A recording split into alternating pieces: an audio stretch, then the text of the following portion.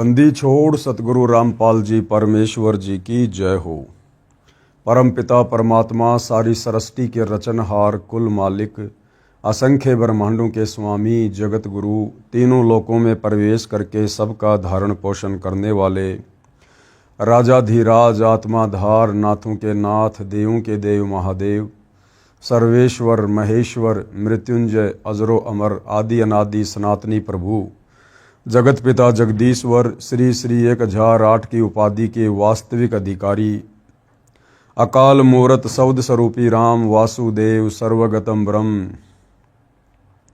परम पूज्य प्रथम पूज्य परम संत परम पुरुष परम धनी परम दयालु सत्य कबीर हक्का कबीर अल्लाहु कबीर अल्लाहु अकबर बाखबर अल्लाह ताला जगत के तारणहार जगत के मुक्तिदाता जगत के जगन्नाथ हारे के सहारे हिंदुओं के राम मुसलमानों के अल्लाह सिखों के वाहिगुरु ईसाइयों के मसीह दया के सागर दया निधि करुणा के सागर करुणा निधि स्वयंभू परिभू संकट मोचन कष्ट हरण मंगल करण दुख भंजन अविगत कबीर निर्विकार निर्विषम परमात्मा अलय अलेख सतगुरु आदि अनादि सतगुरु असली मर्यादा पुरुषोत्तम असली राम असली कृष्ण असली घनश्याम असली मुरारी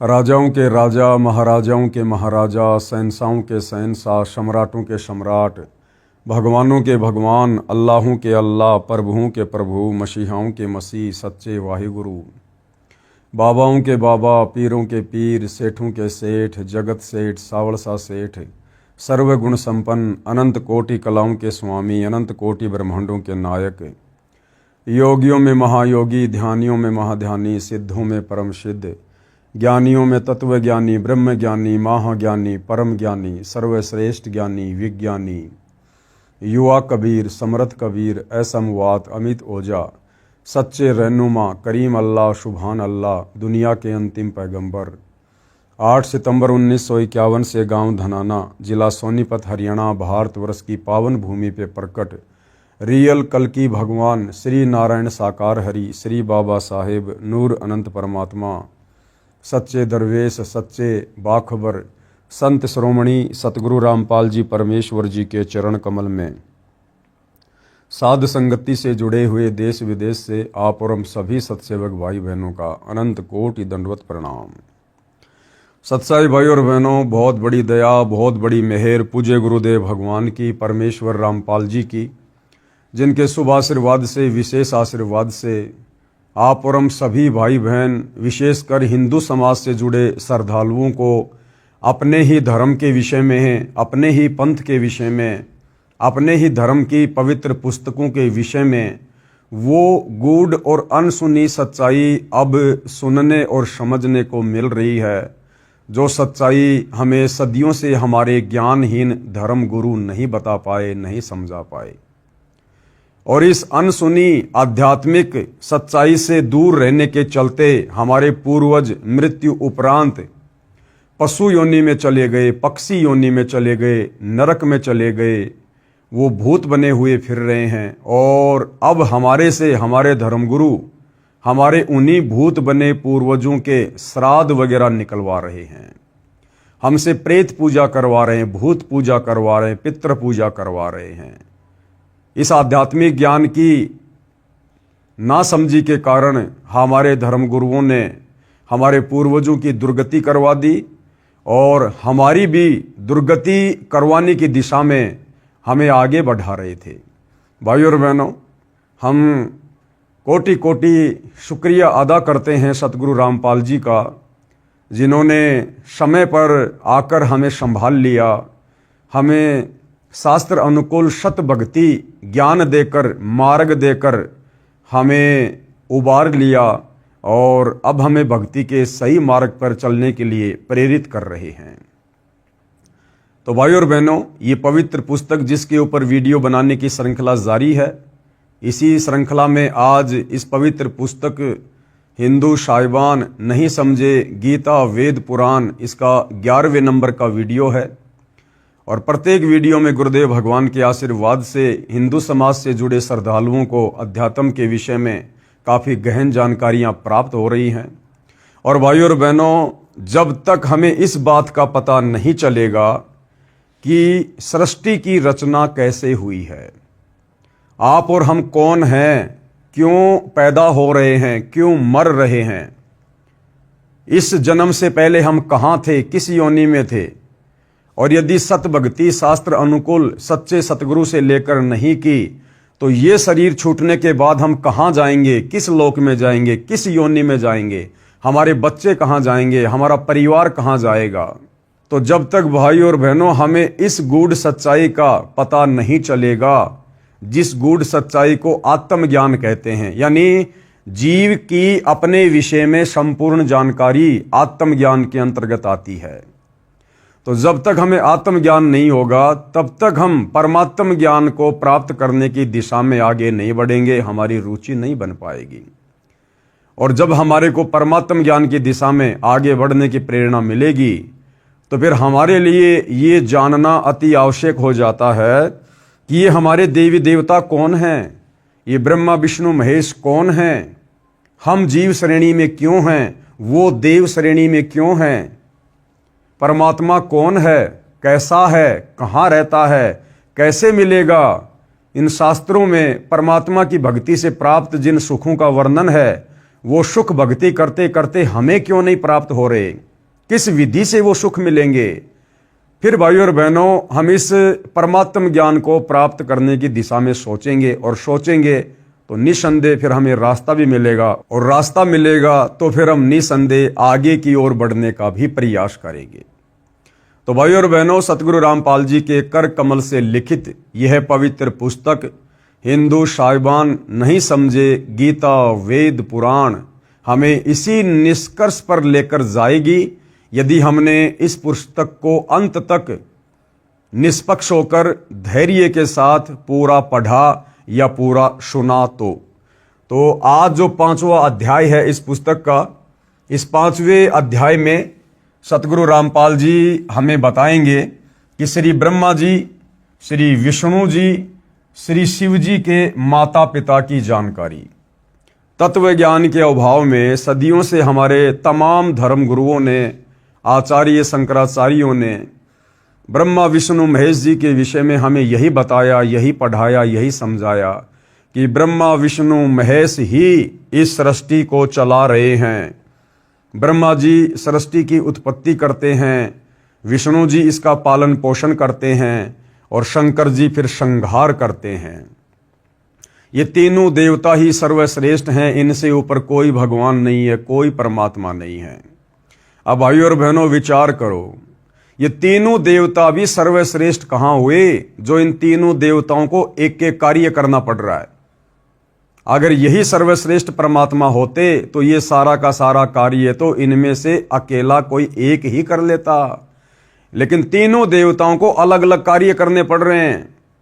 जीवों की उत्पत्ति का कार्य श्री ब्रह्मा जी कर रहे हैं, जीवों के पालन पोषण का कार्य श्री विष्णु जी कर रहे हैं, और अंत में मारने पीटने का, संहार करने का कार्य श्री शंकर जी कर रहे हैं। तो ये फिर आधे अधूरे हुए, ये कंप्लीट कहाँ हुए। अगर कंप्लीट होता तो इनमें से कोई एक ये सारे कार्य कर लेता, क्योंकि परमात्मा तो समर्थ होता है, सक्षम होता है। तो भाइयों और बहनों, हमारे धर्मगुरुओं को हमारे ही धर्मशास्त्रों का ज्ञान नहीं था, क्योंकि ये ज्ञान तत्वदर्शी संत की शरण ग्रहण किए बिना नहीं हो सकता। हमारी बुद्धि नहीं खुल सकती। हम सब जीव कैटेगरी के प्राणी हैं, वो चाहे हमारे धर्मगुरु हो, चाहे 33 करोड़ देवी देवता हो, चाहे ब्रह्मा विष्णु महेश हो, हम सब जीव कैटेगरी में हैं।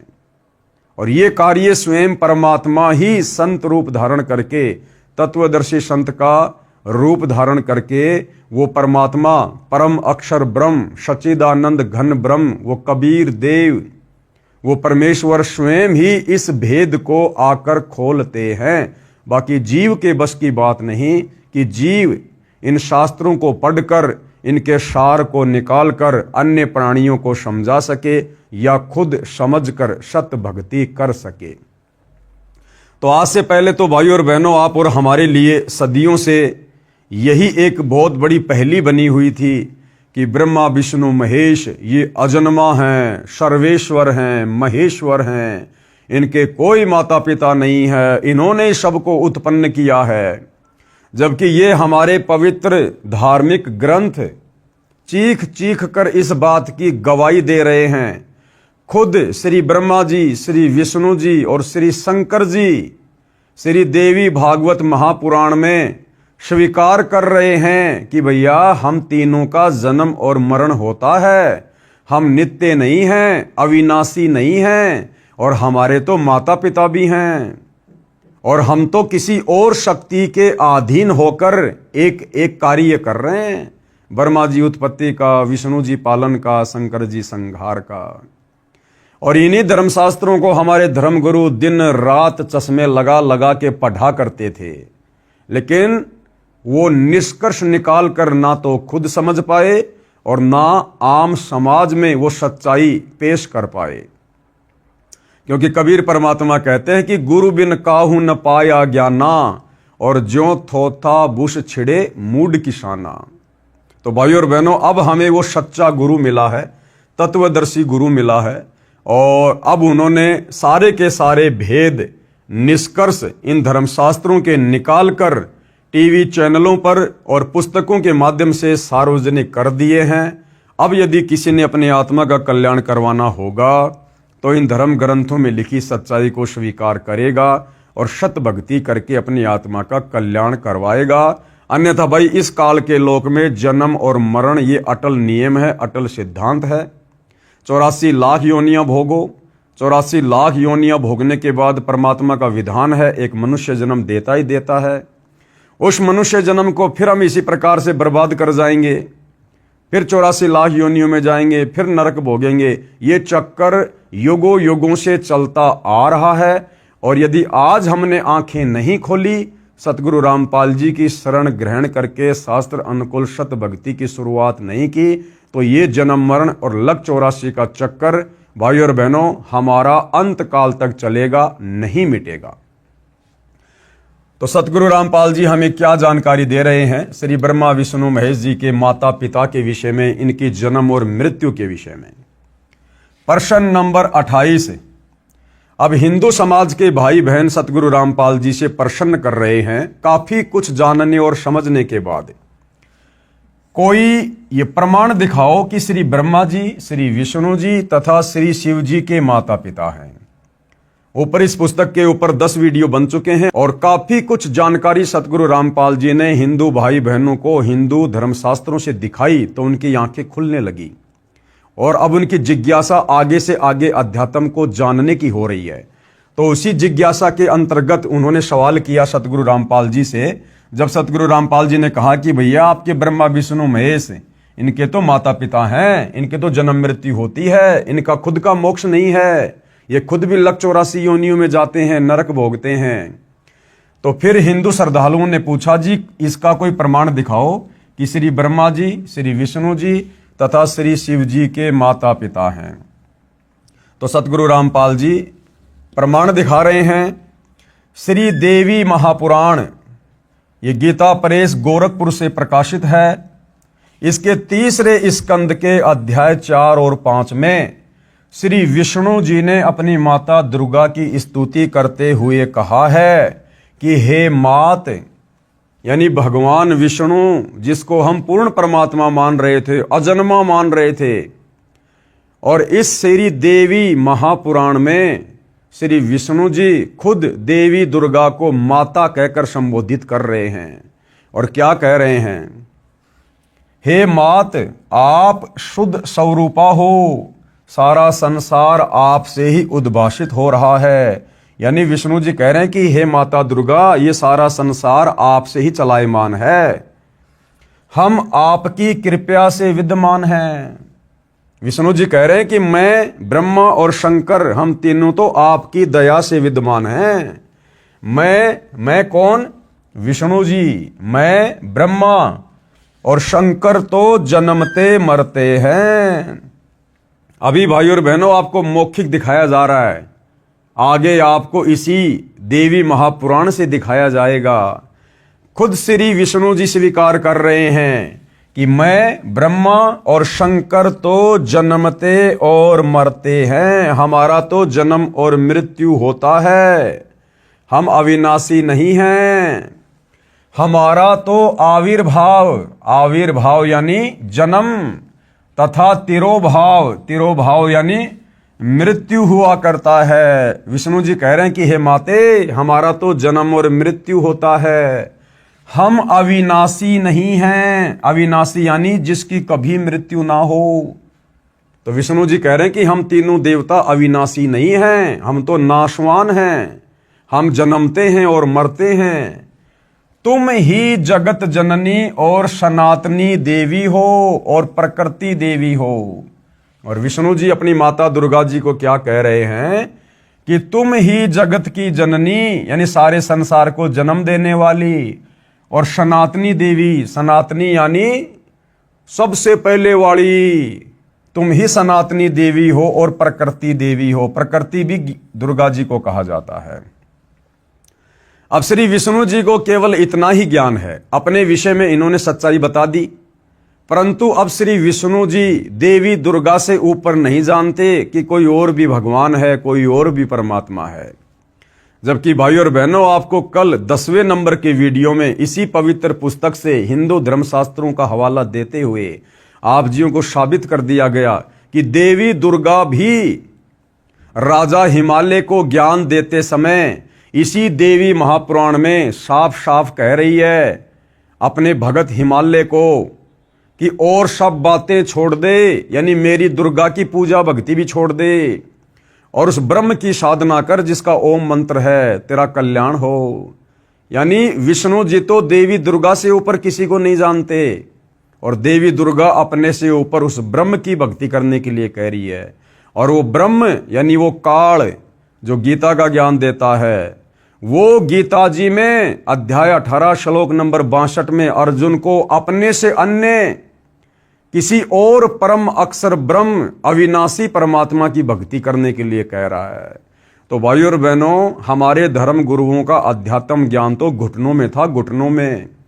और श्री ब्रह्मा विष्णु महेश को भी आध्यात्मिक ज्ञान नहीं था कंप्लीट। अगर श्री विष्णु जी को वेदों का ज्ञान होता, कंप्लीट आध्यात्मिक ज्ञान होता, तो देवी दुर्गा को सनातनी देवी कहकर संबोधित नहीं करता। तो क्या कह रहे हैं कि तुम ही जगत जननी हो और सनातनी देवी हो और प्रकृति देवी हो। अब शंकर भगवान क्या कह रहे हैं भाइयों और बहनों, अब शंकर जी के भी आध्यात्मिक ज्ञान का निष्कर्ष आप जियों के सामने है कि शंकर जी को कितना ज्ञान है। भगवान शंकर बोले, हे माता, यानी शंकर जी भी दुर्गा जी को अपनी मां कहकर संबोधित कर रहे हैं। अब देख लो भाइयों और बहनों, हमारे धर्मगुरु कहा करते थे कि देवी दुर्गा का कोई पति नहीं है। अरे पति नहीं है तो देवी दुर्गा ने फिर ब्रह्मा विष्णु महेश ये तीनों पुत्र कहां से उत्पन्न कर दिए। और देवी दुर्गा अगर शादीशुदा नहीं है तो फिर मांग में सिंदूर क्यों भरती है, माथे पर टिक्की क्यों लगाती है, 16 श्रृंगार क्यों करती है। अगर उसका पति नहीं है तो फिर हम उसको माता क्यों कहते हैं, बहन क्यों नहीं कहते। तो भाइयों और बहनों, अध्यात्म की कमी के कारण अब भगवान शंकर बोले, हे माता, विष्णु के बाद उत्पन्न होने वाला ब्रह्मा जब आपका पुत्र है तो क्या मैं तमोगुणी लीला करने वाला शंकर तुम्हारी संतान नहीं हुआ? अर्थात मुझे भी उत्पन्न करने वाली तुम ही हो। अब शंकर जी ने भी बिल्कुल निष्कर्ष दे दिया। भाई विष्णु जी ने तो पहले कह दिया कि तुम जगत जननी हो, सनातनी देवी हो, हम तो जन्मते और मरते हैं, हे माता। उसके बाद शंकर जी भी कह रहे हैं कि हे माता, जब ब्रह्मा और विष्णु भी तुम्हारी संतान है, तुम्ही से उत्पन्न हुए हैं, तो क्या मैं तमोगुणी लीला करने वाला शंकर क्या तुम्हारी संतान नहीं हुआ? अर्थात मैं भी तुम्ही से उत्पन्न हूं। शंकर जी ने भी फाइनल कर दिया कि मेरी भी माता यही दुर्गा है, मुझ शंकर का जन्म भी दुर्गा देवी से हुआ है। एक बार ध्यान से पढ़िए। भगवान शंकर बोले, हे माता, विष्णु के बाद उत्पन्न होने वाला ब्रह्मा जब आपका पुत्र है तो क्या मैं तमोगुणी लीला करने वाला शंकर तुम्हारी संतान नहीं हुआ? अर्थात मुझे भी उत्पन्न करने वाली तुम ही हो। इस देवी महापुराण के उल्लेख से सिद्ध हुआ कि श्री ब्रह्मा जी, श्री विष्णु जी तथा श्री शंकर जी को जन्म देने वाली माता श्री दुर्गा देवी अर्थात अष्टंगी देवी यानी 8 भुजा वाली देवी है और तीनों नाशवान हैं। और ये तीनों ब्रह्मा विष्णु महेश तो नाशवान हैं, क्योंकि जिसका जन्म होता है उसकी मृत्यु भी होती है, वो अविनाशी नहीं हो सकता। अब भाई और बहनों, आपको ये प्रमाण दिया जाएगा, हिंदू धर्मशास्त्रों से प्रमाण दिया जाएगा। पेश है श्रीमद् देवी भागवत यानी देवी पुराण, इसके 3रे स्कंद के अध्याय 4 और 5 से संबंधित प्रकरण की फोटोकॉपी। संक्षिप्त देवी भागवत आपकी आंखों के सामने है, देखिएगा। श्री विष्णु जी कह रहे हैं दुर्गा जी की स्तुति करते हुए, तुम शुद्ध स्वरूपा हो, ये संसार तुम्ही से उद्भासित हो रहा है। विष्णु जी कह रहे हैं कि हे माता दुर्गा, तुम शुद्ध स्वरूपा हो और ये सारा संसार तुम्ही से प्रकाशमय है। मैं यानी विष्णु, ब्रह्मा और शंकर हम सभी तुम्हारी कृपा से विद्यमान हैं। हमारा आविर्भाव यानी जन्म और तिरोभाव यानी मृत्यु हुआ करता है। केवल तुम ही नित्य हो यानी तुम ही सदा रहती हो, जगत जननी हो, प्रकृति और सनातनी देवी हो। विष्णु जी ने क्लियर कर दिया कि भैया हम तो तीनों जन्मते और मरते हैं। अब भगवान शंकर क्या कह रहे हैं? शंकर जी कह रहे हैं, भगवान शंकर बोले, देवी यदि महाभाग विष्णु तुम्ही से प्रकट हुए हैं, यदि विष्णु जी का जन्म तुम्ही से हुआ है, तो उनके बाद उत्पन्न होने वाले ब्रह्मा भी तुम्हारे ही बालक हुए। फिर मैं तमोगुणी लीला करने वाला शंकर क्या तुम्हारी संतान नहीं हुआ? अर्थात मुझे भी उत्पन्न करने वाली तुम ही हो। शिवे यानी दुर्गा, संपूर्ण संसार की सृष्टि करने में तुम बड़ी चतुर हो। अपनी इच्छा के अनुसार क्रीड़ा करती और शांत भी हो जाती हो। इस संसार की सृष्टि, स्थिति और संहार में तुम्हारे गुण सदा समृत हैं। यानी ब्रह्मा जी को जो रजोगुण मिला हुआ है, जिससे ब्रह्मा जी संसार की सृष्टि करते हैं, कह रहे हैं कि हे दुर्गा देवी, ये आपसे ही मिला हुआ है। और स्थिति यानी विष्णु जी को जो शतोगुण मिला हुआ है, जिसके कारण वो पालन पोषण करते, स्थिति को बना के रखते हैं, तो कह रहे हैं वो स्थिति यानी वो शतोगुण भी आप देवी दुर्गा से ही मिला हुआ है।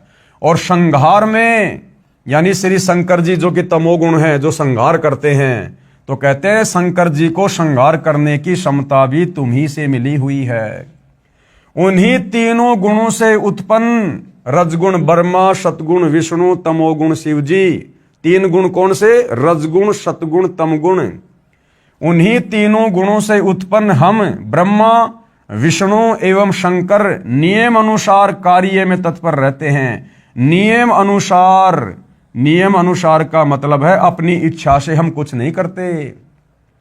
आपने हमें जो ड्यूटी दे रखी है, जो कार्य दे रखा है, एक एक ये गुण देकर ब्रह्मा जी को रजोगुण युक्त बनाकर, मुझे शतोगुण बनाकर और शंकर जी को तमोगुण बनाकर आपने जो ये ड्यूटी दे रखी है, स्थिति की, उत्पत्ति की और संहार की, कह रहे हम तीनों देवता आपके अधीन होकर नियम अनुसार यानी जो आपकी आज्ञा होती है, हम तो कार्य में तत्पर रहते हैं। तो भाई और बहनों, इस छोटे से प्रकरण में ये स्पष्ट कर दिया कि ब्रह्मा विष्णु महेश की जन्म और मृत्यु होती है, ये अविनाशी नहीं है। दूसरा मैटर, ये देवी दुर्गा, ये देवी दुर्गा इन तीनों की माता है। नंबर 3, ये तीनों देवता एक एक गुण युक्त हैं। रजगुण ब्रह्मा, सतगुण विष्णु और तमोगुण शिव जी। इतने सारे कंसेप्ट इस छोटे से प्रकरण में क्लियर कर दिए हैं। जो भाई ये सवाल कर रहे थे कि भाई दिखाओ हमें कोई प्रमाण कि ब्रह्मा विष्णु महेश की माता कौन है, तो भाई हिंदू धर्मशास्त्र में जिसकी कथा हमारे धर्मगुरु आए दिन करते रहते हैं, श्री देवी महापुराण, इसी में साफ साफ आपको लिखा हुआ दिखा दिया है। मन में कोई शंका हो तो बाजार से गीता प्रेस गोरखपुर से प्रकाशित जिस श्री देवी महापुराण का आपको हवाला दिया गया है, आप जी लाकर देख सकते हैं। अब ये सारी बातें जानने के बाद में, अपनी आंखों से देखने के बाद में, अब हिंदू धर्म के जो श्रद्धालु हैं, अब अध्यात्म को जानने की ओर जिज्ञासा उनकी बढ़ रही है। तो अगला सवाल वो सतगुरु रामपाल जी से क्या कर रहे हैं कि श्री ब्रह्मा जी, श्री विष्णु जी तथा श्री शिव जी का पिता कौन है? कि महाराज जी आपने माता जी तो क्लियर कर दिया कि तीनों देवताओं की माता तो देवी दुर्गा है और ये तो जन्मते और मरते हैं, ये पूर्ण परमात्मा नहीं है। और जो जन्मता और मरता है वो फिर हम भक्तों का जन्म मरण का रोग कैसे समाप्त कर देगा? अर्थात हमारी मुक्ति ब्रह्मा विष्णु महेश से नहीं हो सकती जब इनकी खुद की मुक्ति नहीं है। फिर वो श्रद्धालु कह रहे हैं कि श्री ब्रह्मा जी, श्री विष्णु जी तथा श्री शिव जी का पिता कौन है? कि माता को तो पता चल गया कि दुर्गा है। अब दुर्गा का पति कौन है? ब्रह्मा विष्णु महेश का पिता कौन है महाराज जी, वो भी हमें बताओ। तो क्या बताया? श्री ब्रह्मा रजगुण, श्री विष्णु सतगुण तथा श्री शिव जी तमगुण की माता देवी दुर्गा है तथा पिता काल ज्योति निरंजन है। इनका पिता कौन है? ये काल ब्रह्म, जिसको ज्योति निरंजन भी कहते हैं, जिसने गीता जी का ज्ञान श्री कृष्ण जी के शरीर में प्रवेश करके कुरुक्षेत्र के मैदान में महाभारत के युद्ध के समय दिया। ये ब्रह्म जो गुप्त रहता है, इसने प्रतिज्ञा कर रखी है कि मैं अपने ओरिजिनल काल रूप में किसी के भी समक्ष प्रकट नहीं होऊंगा, मैं अपने ओरिजिनल काल रूप में किसी को भी दर्शन नहीं दूंगा, क्योंकि इसको 1,00,000 मानव शरीरधारी प्राणियों के सूक्ष्म शरीर से निकली वासना रोजाना खाने का श्राप लगा हुआ है, जिस कारण इसकी मजबूरी है ये अपने ओरिजिनल रूप में किसी को दर्शन नहीं देता, क्योंकि इसका ओरिजिनल काल रूप बहुत भयंकर और विकराल है। पूजा तो छोड़ो, इसका रूप देखते ही आदमी का कलेजा फट जाए। जिस प्रकार महाभारत के युद्ध में जब इसने श्री कृष्ण जी के शरीर में प्रवेश करके और अपना 1000 भुजा वाला विराट रूप अर्जुन को दिखाया, तो अर्जुन इतना डर गया, उसने दोबारा से हथियार उठा लिए कि ठीक है, आप जैसा कहोगे मैं वैसा ही करूंगा, मुझे अपना वो चतुर्भुज रूप दिखाओ, अन्यथा मेरा कलेजा फट जाएगा। तो गुरुदेव भगवान कह रहे कि तीनों देवताओं की माता है दुर्गा तथा पिता काल ज्योति निरंजन है। अब देखिए, इसका भी आपको प्रमाण देंगे भाई और बहनों। पुस्तक हिंदू साहिबान नहीं समझे गीता वेद पुराण, पेज नंबर 144। और इसका प्रमाण कहाँ है? पहले आपको मौखिक बताया जाएगा। श्री शिव महापुराण में, ये गीता प्रेस गोरखपुर से प्रकाशित, इसके पिता का ज्ञान है। इस शिव महापुराण में ब्रह्मा विष्णु महेश के पिता का ज्ञान है। श्री शिव महापुराण के रुद्र संहिता खंड में अध्याय 5 से 9 तक निम्न प्रकरण है। क्या प्रकरण है? ध्यान से पढ़िएगा।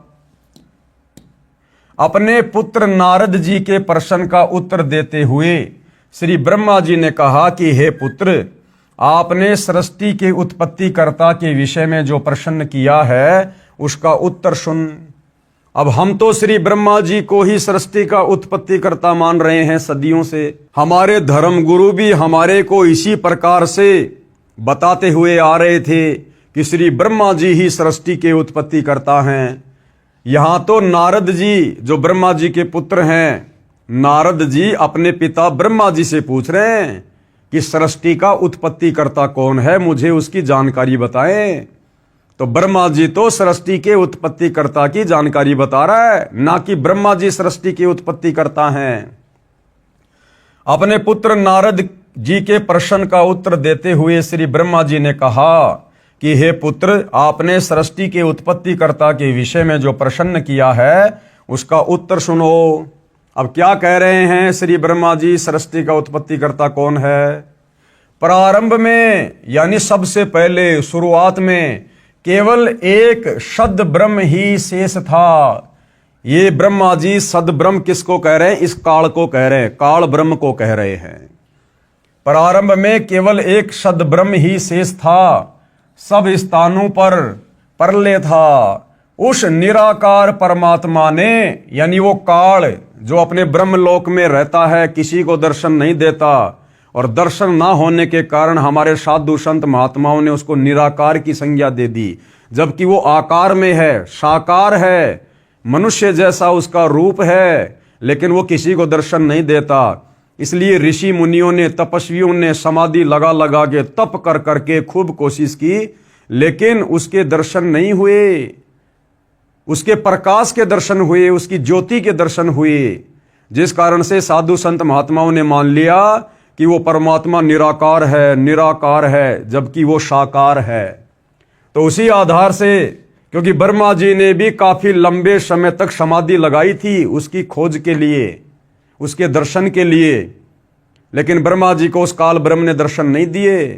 अंत में ब्रह्मा जी ने यही निष्कर्ष निकाल लिया कि वो निराकार है, वो दिखाई नहीं देता। तो ब्रह्मा जी कह रहे कि उस निराकार परमात्मा ने अपना स्वरूप शिव जैसा बनाया। शिव कौन? ये शिव शंकर, ब्रह्मा जी का सबसे छोटा भाई, क्योंकि ये 3 भाई हैं, ब्रह्मा विष्णु महेश। अब भाइयों और बहनों, आपने पहले पढ़ा ये काल क्या करता है, ये अपने तीनों पुत्रों ब्रह्मा विष्णु महेश का रूप बनाकर उनके भक्तों को दर्शन देता है।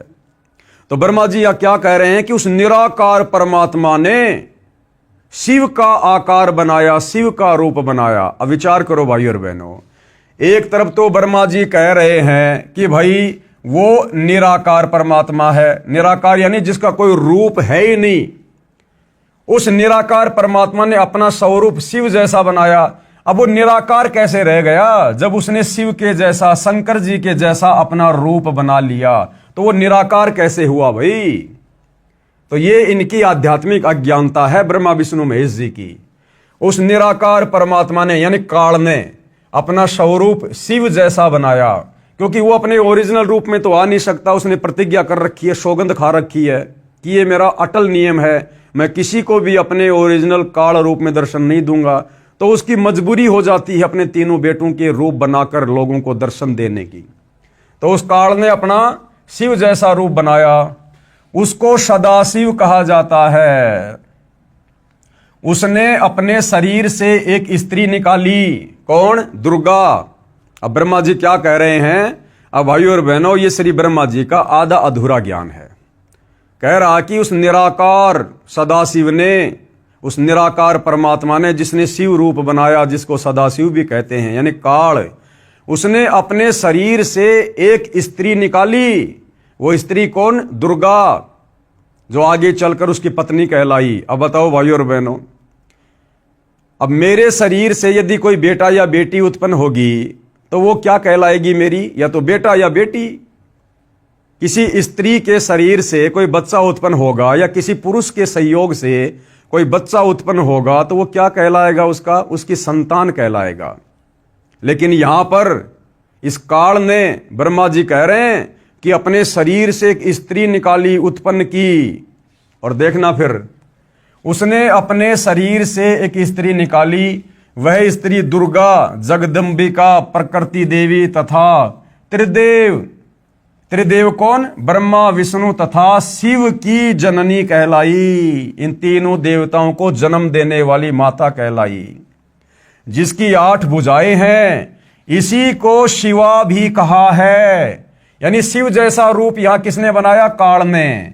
और काल ने अपने शरीर से जिस स्त्री को बाहर निकाला उसको उसने क्या बनाया? शिवा यानी दुर्गा, यानी अपनी पत्नी। अब भाइयों और बहनों, वास्तव में ये माजरा क्या है? क्योंकि ब्रह्मा जी को तो कंप्लीट आध्यात्मिक ज्ञान था नहीं बेचारे को। इसने तो अटपट करके कुछ वेदों को पढ़ा, कुछ परमात्मा से हल्की फुल्की सृष्टि रचना को समझा, और इसने अपना आधा अधूरा ज्ञान यहां पेश कर दिया। असल में जब आप सृष्टि रचना पढ़ेंगे, सतगुरु रामपाल जी के कर कमल से लिखी हुई, हमारे धर्मशास्त्रों से प्रमाणित, तब आपको पता चलेगा भाइयों और बहनों कि ये काल, ये दुर्गा और हम सभी आत्माएं जो 21 ब्रह्मांड में यहां हैं, जन्म रहे, मर रहे हैं, गधे कुत्ते बन रहे हैं, हम सभी सतलोक में रहा करते थे परमपिता परमात्मा के पास, कबीर देव भगवान के पास में। वहां पर इस काल ने भाइयों और बहनों मनमुखी आचरण करना शुरू कर दिया। इसने तप करना शुरू कर दिया, और इसके तप के बदले परमात्मा ने इसको 21 ब्रह्मांड दे दिए, अलग से राज्य दे दिया। और हम जितनी भी आत्माएं थी वहां, जो वर्तमान में इस काल के इस गंदे लोक में गधे कुत्ते सुअर बन के घूम रहे हैं, इंसान बन के घूम रहे हैं, देवी देवता बन के घूम रहे हैं, हम सब इस काल के ऊपर आसक्त हो गए।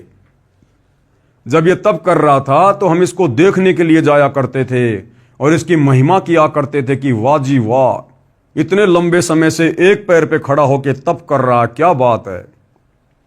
हम इसके ऊपर आसक्त हो गए।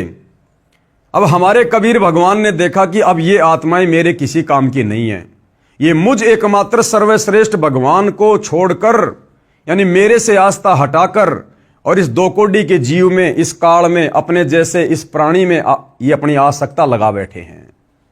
तो कहते हैं गुरु को तजे भजे जो आना, ता पशुओं को फोकट ज्ञाना।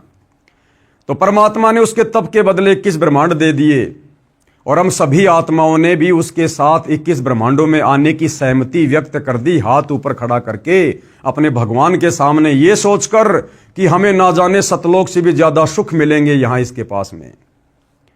और सबसे पहले भाई और बहनों, जिस आत्मा ने परमात्मा के पूछने पर कि कौन कौन इस काल के साथ जाना चाहता है, सबसे पहले जिस एक आत्मा ने हाथ खड़ा किया था, उस आत्मा को परमात्मा ने एक स्त्री का रूप बनाया जिसको दुर्गा कहते, अष्टंगी कहते हैं।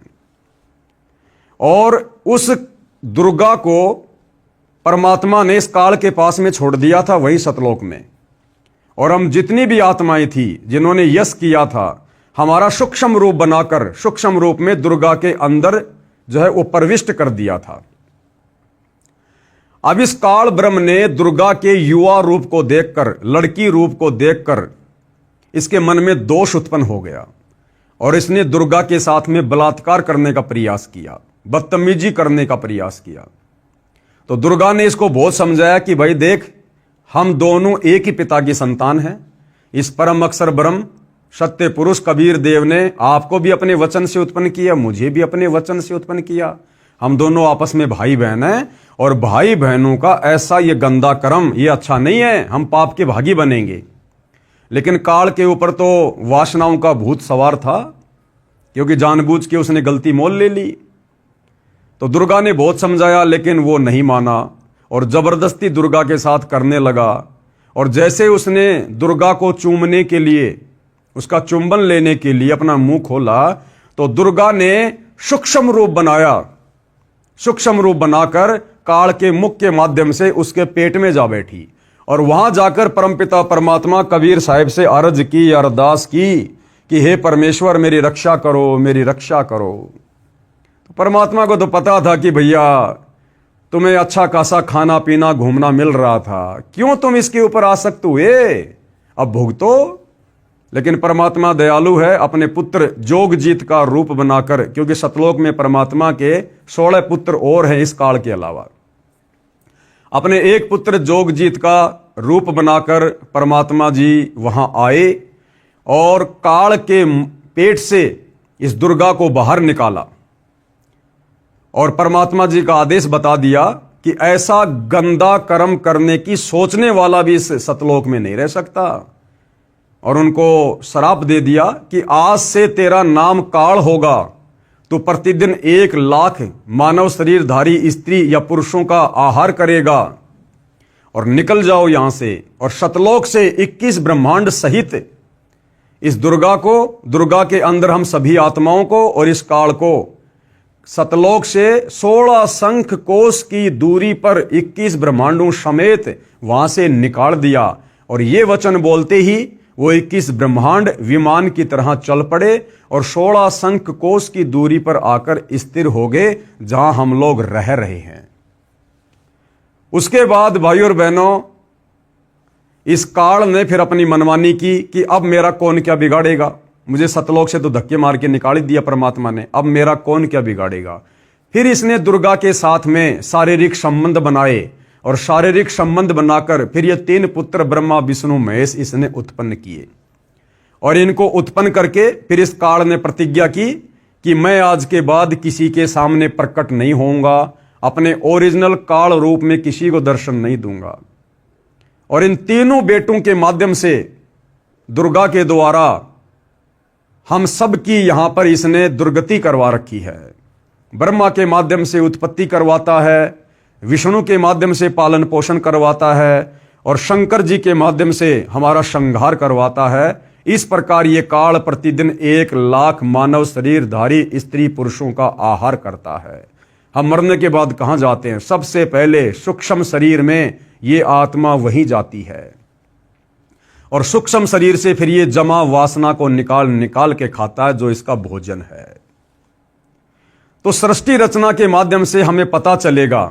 तो इस प्रकार से श्री ब्रह्मा जी नारद को कुछ तो सृष्टि रचना सुनकर आधी अधूरी और कुछ वेदों को पढ़कर कह रहा है कि उस सदाशिव ने अपने शरीर से एक स्त्री को निकाला जिसको शिवा कहा जाता है।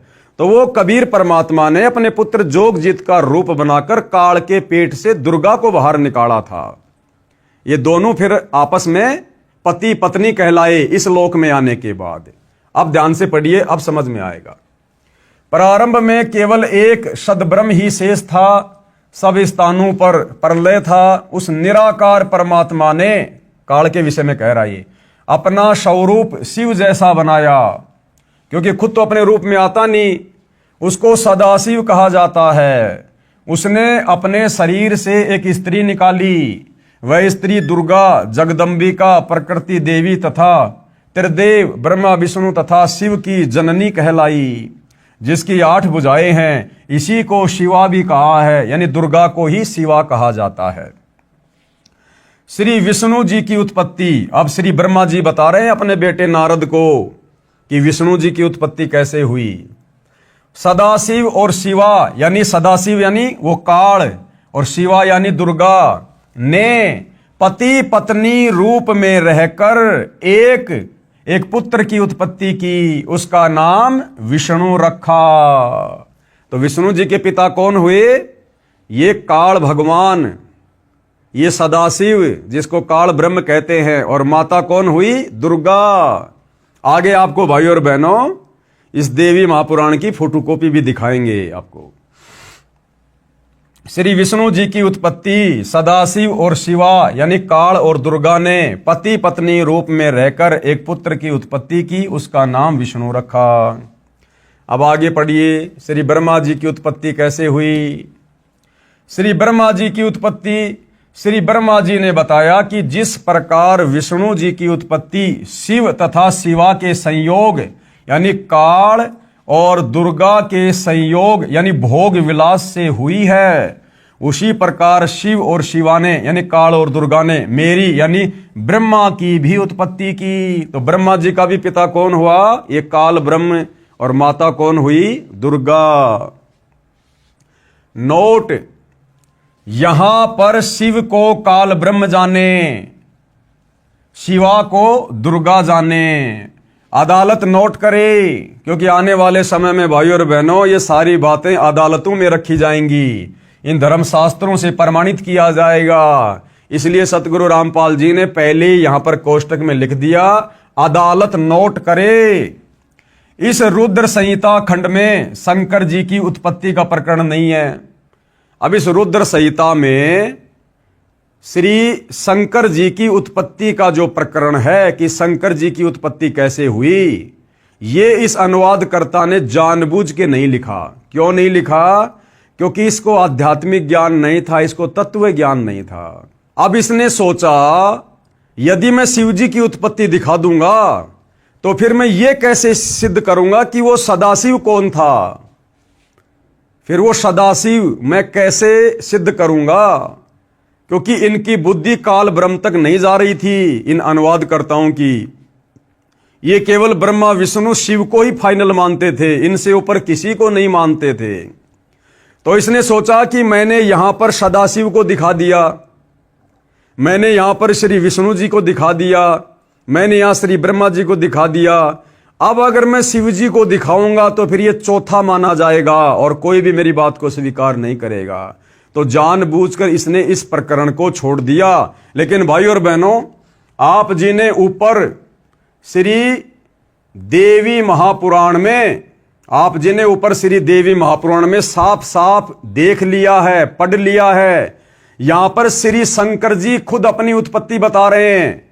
क्या बोल रहे हैं? भगवान शंकर बोले देवी यानी दुर्गा जी यदि महाभाग विष्णु तुम्ही से प्रकट हुए हैं तो उनके बाद उत्पन्न होने वाला ब्रह्मा भी तुम्हारे बालक हुए।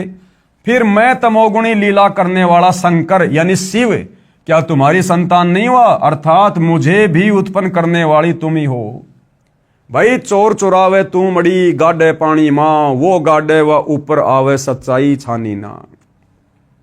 तो ये अनुवाद करता कहां कहां तक अपनी अज्ञानता को पेश करेंगे और सच्चाई को दबाएंगे। सच्चाई तो इन्हीं धर्मशास्त्रों में लिखी हुई है। तो यहां श्री शंकर ने भी अपनी उत्पत्ति इसी देवी दुर्गा से बताई है। और देवी दुर्गा का पति कौन है ये आपने देख लिया, ये काल ब्रह्म है, ये सदाशिव है। तो तीनों देवताओं की उत्पत्ति यहां पर इस काल ब्रह्म और उसकी पत्नी दुर्गा के संयोग से, पति पत्नी व्यवहार से हुई है। इस रुद्र संहिता खंड में शंकर जी की उत्पत्ति का प्रकरण नहीं है, यह अनुवादकर्ता की गलती है। वैसे देवी पुराण में शंकर जी ने स्वयं स्वीकारा है कि मेरा जन्म दुर्गा यानी प्रकृति से हुआ है, जो अभी आपको दिखाया गया। पेश है संक्षिप्त शिव पुराण की रुद्र संहिता खंड से संक्षिप्त प्रकरण की फोटोकॉपी। अभी तो आपको केवल मौखिक दिखाया गया है, अब आपको इसी पवित्र ग्रंथ से दिखाया जाएगा कि इन तीनों देवताओं की माता है दुर्गा और इनके पिता का नाम है काल ब्रह्म। तो ये संक्षिप्त शिव पुराण अपने पुत्र नारद की ये बात सुनकर लोक पितामह ब्रह्मा वहां इस प्रकार बोले, यानी नारद जी ने क्या सवाल किया था कि मुझे सृष्टि की रचना के विषय में बताओ, संसार की उत्पत्ति के विषय में बताओ। तो यहां पर ब्रह्मा जी क्या बता रहे हैं? ब्रह्मा जी ने कहा ब्रह्मन देव शिरोमणे, तुम सदा समस्त जगत के उपकार में ही लगे रहते हो। तुमने लोगों के हित की कामना से ये बहुत उत्तम बात पूछी है, जिसके सुनने से संपूर्ण लोगों के समस्त पापों का क्षय हो जाता है। उस अनामे शिव तत्व का मैं तुमसे वर्णन करता हूं। शिव तत्व का स्वरूप बड़ा ही उत्कृष्ट और अद्भुत है। जिस समय समस्त चराचर जगत नष्ट हो गया था, सर्वत्र केवल अंधकार ही अंधकार था, न सूर्य दिखाई देते थे न चंद्रमा, अनन्य ग्रहों और नक्षत्रों का भी पता नहीं था, न दिन होता था न रात, अग्नि पृथ्वी वायु और जल भी सत्ता नहीं थी। प्रधान तत्व अव्याकृत प्रकृति से रहित सोना आकाश मात्र शेष था। दूसरे किसी तेज की उपलब्धि नहीं थी। यानी जब तक इस काल और दुर्गा को परमात्मा ने सतलोक से नहीं निकाला था, 21 ब्रह्मांड नहीं दिए थे, उस समय का वर्णन यहां पर ब्रह्मा जी कर रहे हैं कि उस समय कुछ भी नहीं था, ना ये सूर्य था, ना चंद्रमा था, ना जल था, कुछ भी नहीं था। अदृष्ट आदि का भी अस्तित्व नहीं था, यानी इस काल का भी अस्तित्व नहीं था। शब्द और स्पर्श भी साथ छोड़ चुके थे, गंध और रूप की अभिव्यक्ति नहीं होती थी, रस का भी अभाव हो गया था, दिशाओं का भी भान नहीं होता था। इस प्रकार सब और निरंतर सूची भेद घोर अंधकार फैला हुआ था। उस समय तत्सद ब्रह्म यानी वो सदाशिव काल तत्सद ब्रह्म इस श्रुति में जो सत्य सुना जाता है एकमात्र वही शेष था। जब यह वह ऐसा जो इत्यादि रूप से निर्दिष्ट होने वाला भावात्मक जगत नहीं था, उस समय एकमात्र वह सत्य ही शेष था, जिसे योगी जन अपने हृदयाकाश के भीतर निरंतर देखते हैं। वह सतत्व मन का विषय नहीं है, वाणी की भी वहां तक कभी पहुंच नहीं होती। वह नाम तथा रूप रंग से भी शून्य है। वह न स्थूल है, न कृश है, न हश्व है, न दीर्घ है तथा न लघु है, न गुरु।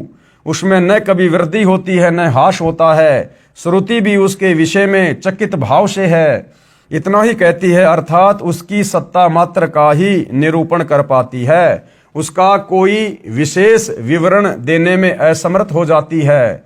वह सत्य ज्ञान स्वरूप अनंत परमानंदमय परम ज्योति स्वरूप अप्रमेय आधार रहित निर्विकार निराकार निर्गुण योगी गम्य सर्वव्यापी सबका एकमात्र कारण निर्विकल्प निरारंभ माया शून्य उपद्रव रहित अद्वितीय अनादि अनंत संकोच विकास से शून्य तथा चिन्मय है।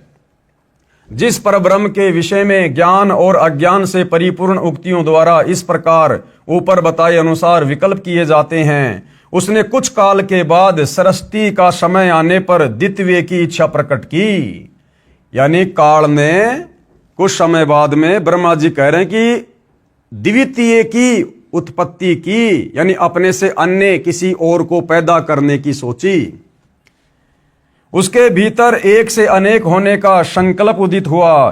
तब उस निराकार परमात्मा ने यानी काल ब्रह्म ने अपनी लीला शक्ति से अपने लिए मूर्ति यानी आकार की कल्पना की।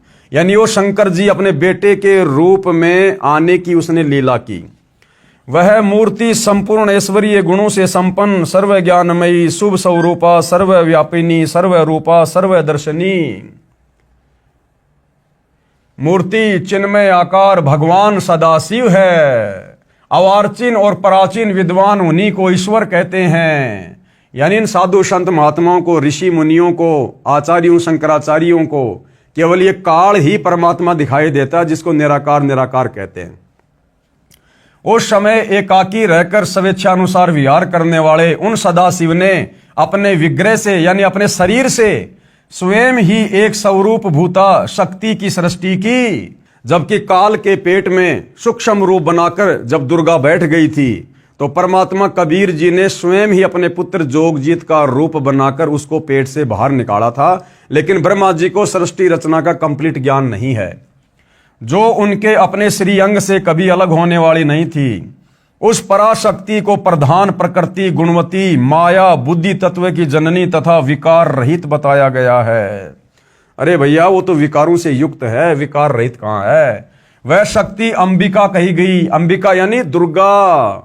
हम गाना सुनते हैं ना, अंबा है मेरी माँ, जगदम्बा है मेरी माँ। तो वह शक्ति क्या कहलाई? अंबिका यानी दुर्गा। उसी को प्रकृति देवी, सर्वेश्वरी और त्रिदेव जननी, त्रिदेव जननी यानी तीनों देवता ब्रह्मा विष्णु महेश की जननी माता, नित्या और मूल कारण भी कहते हैं। सदाशिव द्वारा यानी इस काल ब्रह्म के द्वारा प्रकट की गई उस शक्ति के 8 भुजाएं हैं। अब बताओ 8 भुजा किसके भैया? अंबिका के, दुर्गा के, जिसको अष्टंगी भी कहते हैं। उस शुभ लक्षणा देवी के मुख की शोभा विचित्र है। वह अकेली ही अपने मुखमंडल में सदा 1 सहस्त्र चंद्रमाओं की कांति धारण करती है। नाना प्रकार के आभूषण उसके श्रीअंग की शोभा बढ़ाते हैं। वह देवी नाना प्रकार की गतियों से संपन्न है और अनेक प्रकार के अस्त्र शस्त्र धारण करती है। उसके खुले हुए नेत्र खिले हुए कमल के समान जान पड़ते हैं। वह अचिंत्य तेज से जगमगाती है। वह सबकी योनि है। सबकी योनि यानी इस काल ने सभी जीवों को दुर्गा के माध्यम से उत्पन्न किया है, पति पत्नी व्यवहार करके, और सदा उधमशील रहती है। एकाकिनी होने पर भी वह माया संयोग वशात अनेक हो जाती है। और वे जो सदाशिव हैं, ये दुर्गा का पति काल सदाशिव, उन्हें परम पुरुष ईश्वर शिव शंभु और महेश्वर कहते हैं। वे अपने मस्तक पर आकाश गंगा को धारण करते हैं। उनके भाल देश में चंद्रमा शोभा पाते हैं। उनके 5 मुख हैं और प्रत्येक मुख में 3-3 नेत्र हैं। उनका चित्त सदा प्रसन्न रहता है। वे 10 भुजाओं से युक्त और त्रिशूलधारी है। असल में ये 1 भुजा का स्वामी है, बाकी एक चाहे तो कम से कम 2 भुजा भी बना सकता है, 10 भी बना सकता है, 100 भी बना सकता है, लेकिन 1000 से ज्यादा नहीं बना सकता, क्योंकि ये 1000 कलाओं का स्वामी है। उनके श्रीअंगों की प्रभा, ये रुद्र संहिता चल रही है भाई और बहनों, उनके श्रीअंगों की प्रभा कपूर के समान श्वेत गौर है। वे अपने सारे अंगों में भस्म रमाए रहते हैं। उन काल रूपी, देखो सच्चाई आ रही है भाई और बहनों, उन काल रूपी ब्रह्म ने एक ही समय शक्ति के साथ शिवलोक नामक क्षेत्र का निर्माण किया। उस काल रूपी ब्रह्म ने, कौन है ये? दुर्गा का पति काल ब्रह्म। उस काल रूपी ब्रह्म ने शिवलोक नामक क्षेत्र का निर्माण किया था। उस उत्तम क्षेत्र को ही काशी कहते हैं। वह परम निर्वाण या मोक्ष का स्थान है, जो सबके ऊपर विराजमान है। ये अपने वाली काशी नहीं, कोई सोचे ये बनारस वाली काशी नहीं, ऊपर के लोगों की बात हो रही है। वे प्रिया तथा प्रियतम रूप, प्रिया कौन? दुर्गा, और प्रियतम कौन? ये काल। शक्ति और शिवा यानी दुर्गा और ये काल जो शिव रूप धारण करता है, जो परमानंद स्वरूप है, उस मनोरम क्षेत्र में नित्य निवास करते हैं।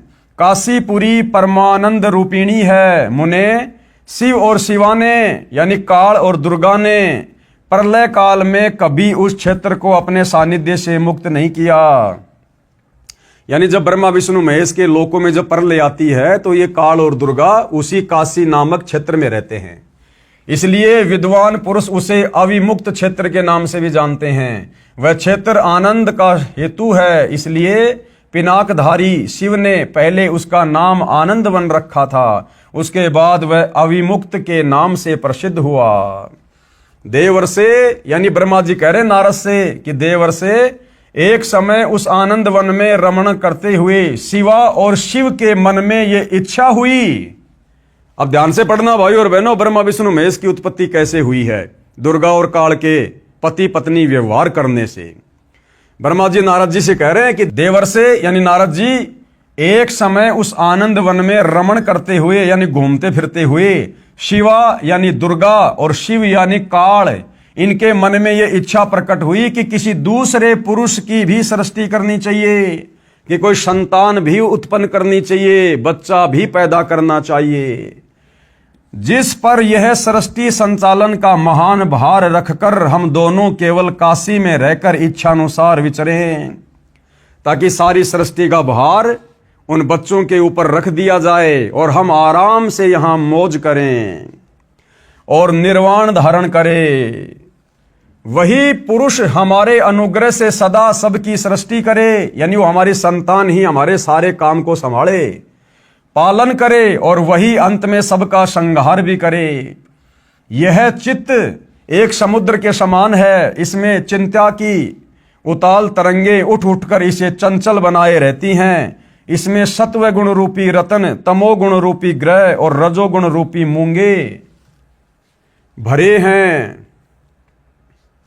इस विशाल चित्त समुद्र को संकुचित करके हम दोनों उस पुरुष के प्रसाद से आनंद कानन काशी में सुखपूर्वक निवास करें। यह आनंद वन वह स्थान है जहां हमारी मनोवर्ती सब ओर से सिमट कर इसी में लगी हुई है, तथा जिसके बाहर का जगत चिंता से आतुर प्रतीत होता है। ऐसा निश्चय करके शक्ति सहित सर्वव्यापी परमेश्वर शिव ने, अब देखना भाइयों और बहनों, ऐसा विचार करके यानी संतान उत्पत्ति का विचार करके, ऐसा निश्चय करके शक्ति सहित यानी दुर्गा के साथ सर्वव्यापी परमेश्वर शिव ने यानी उस काल ने अपने वाम भाग के 10वें अंग पर अमृत मल दिया, यानी पति पत्नी व्यवहार किया, शारीरिक संबंध बनाए। फिर तो वहां से एक पुरुष प्रकट हुआ जो तीनों लोकों में सबसे अधिक सुंदर था। वह शांत था, उसमें सत्व गुण की अधिकता थी तथा वह गंभीरता का अथाह सागर था। मुने क्षमा नामक गुण से युक्त उस पुरुष के लिए ढूंढने पर भी कहीं कोई उपमा नहीं मिलती। यानी इन्होंने विष्णु की उत्पत्ति की और शिव ने कहा, इस काल ने क्या कहा कि बेटा, वत्स यानी बेटा, व्यापक होने के कारण तुम्हारा विष्णु नाम विख्यात हुआ। भाई और बहनों, क्लियर कर दिया इस शिव महापुराण ने कि काल और दुर्गा के संयोग से सबसे पहले विष्णु जी की उत्पत्ति हुई। बिल्कुल क्लियर कर दिया। तो विष्णु जी की माता कौन? दुर्गा। और विष्णु जी का पिता कौन? ये काल ब्रह्म। अब आगे बढ़िएगा, ये रुद्र संहिता चल रही है भाई और बहनों। भगवान विष्णु की नाभि से कमल का प्रादुर्भाव, यानी फिर श्री विष्णु जी की नाभि से किस प्रकार ब्रह्मा जी की उत्पत्ति हुई, ये पढ़िएगा आप आगे।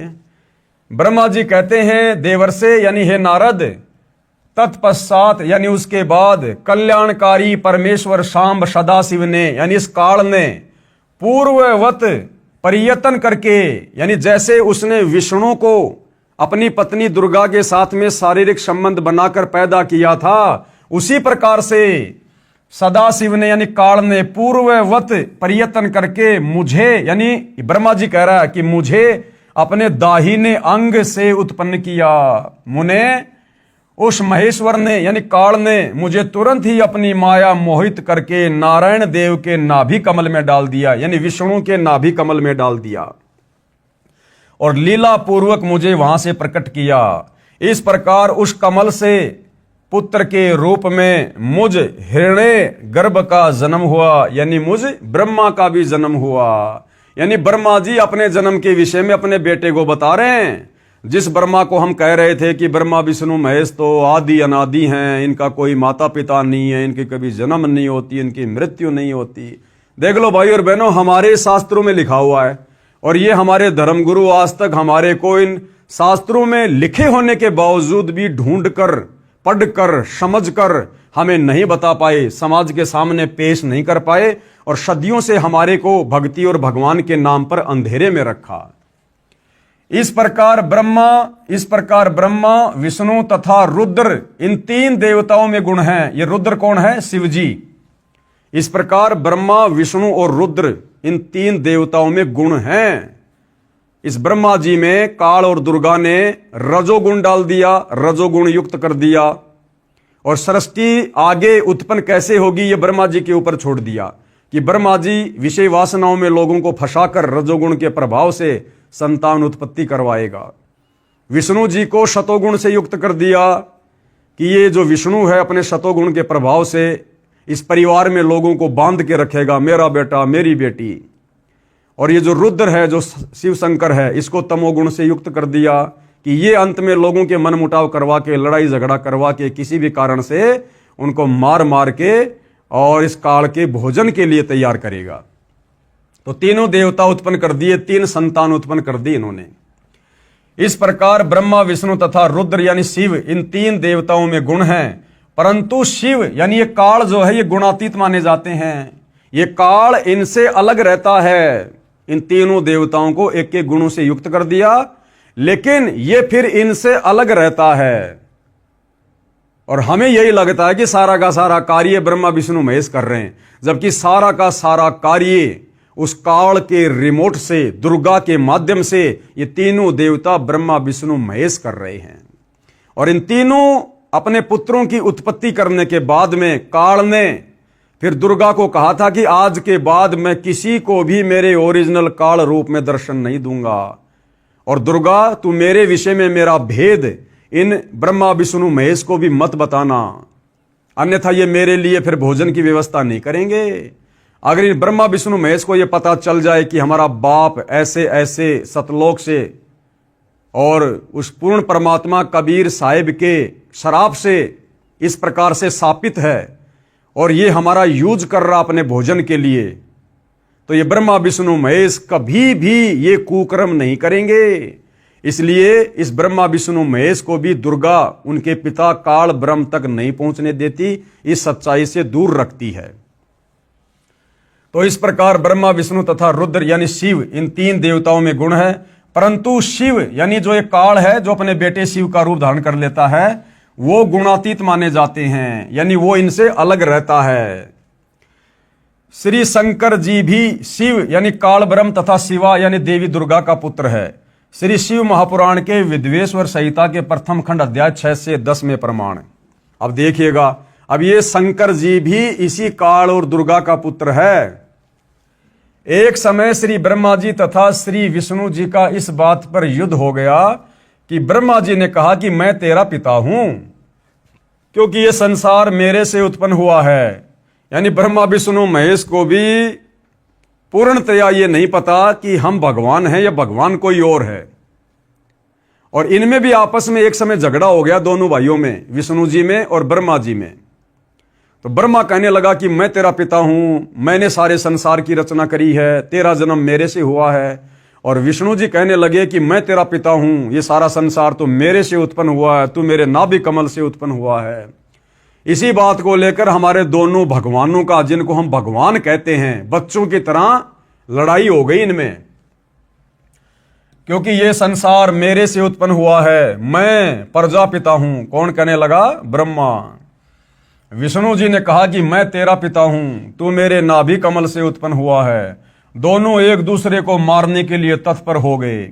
उसी समय सदाशिव अर्थात काल ब्रह्म ने उन दोनों के बीच में एक सफेद रंग का प्रकाशमय स्तंभ खड़ा कर दिया।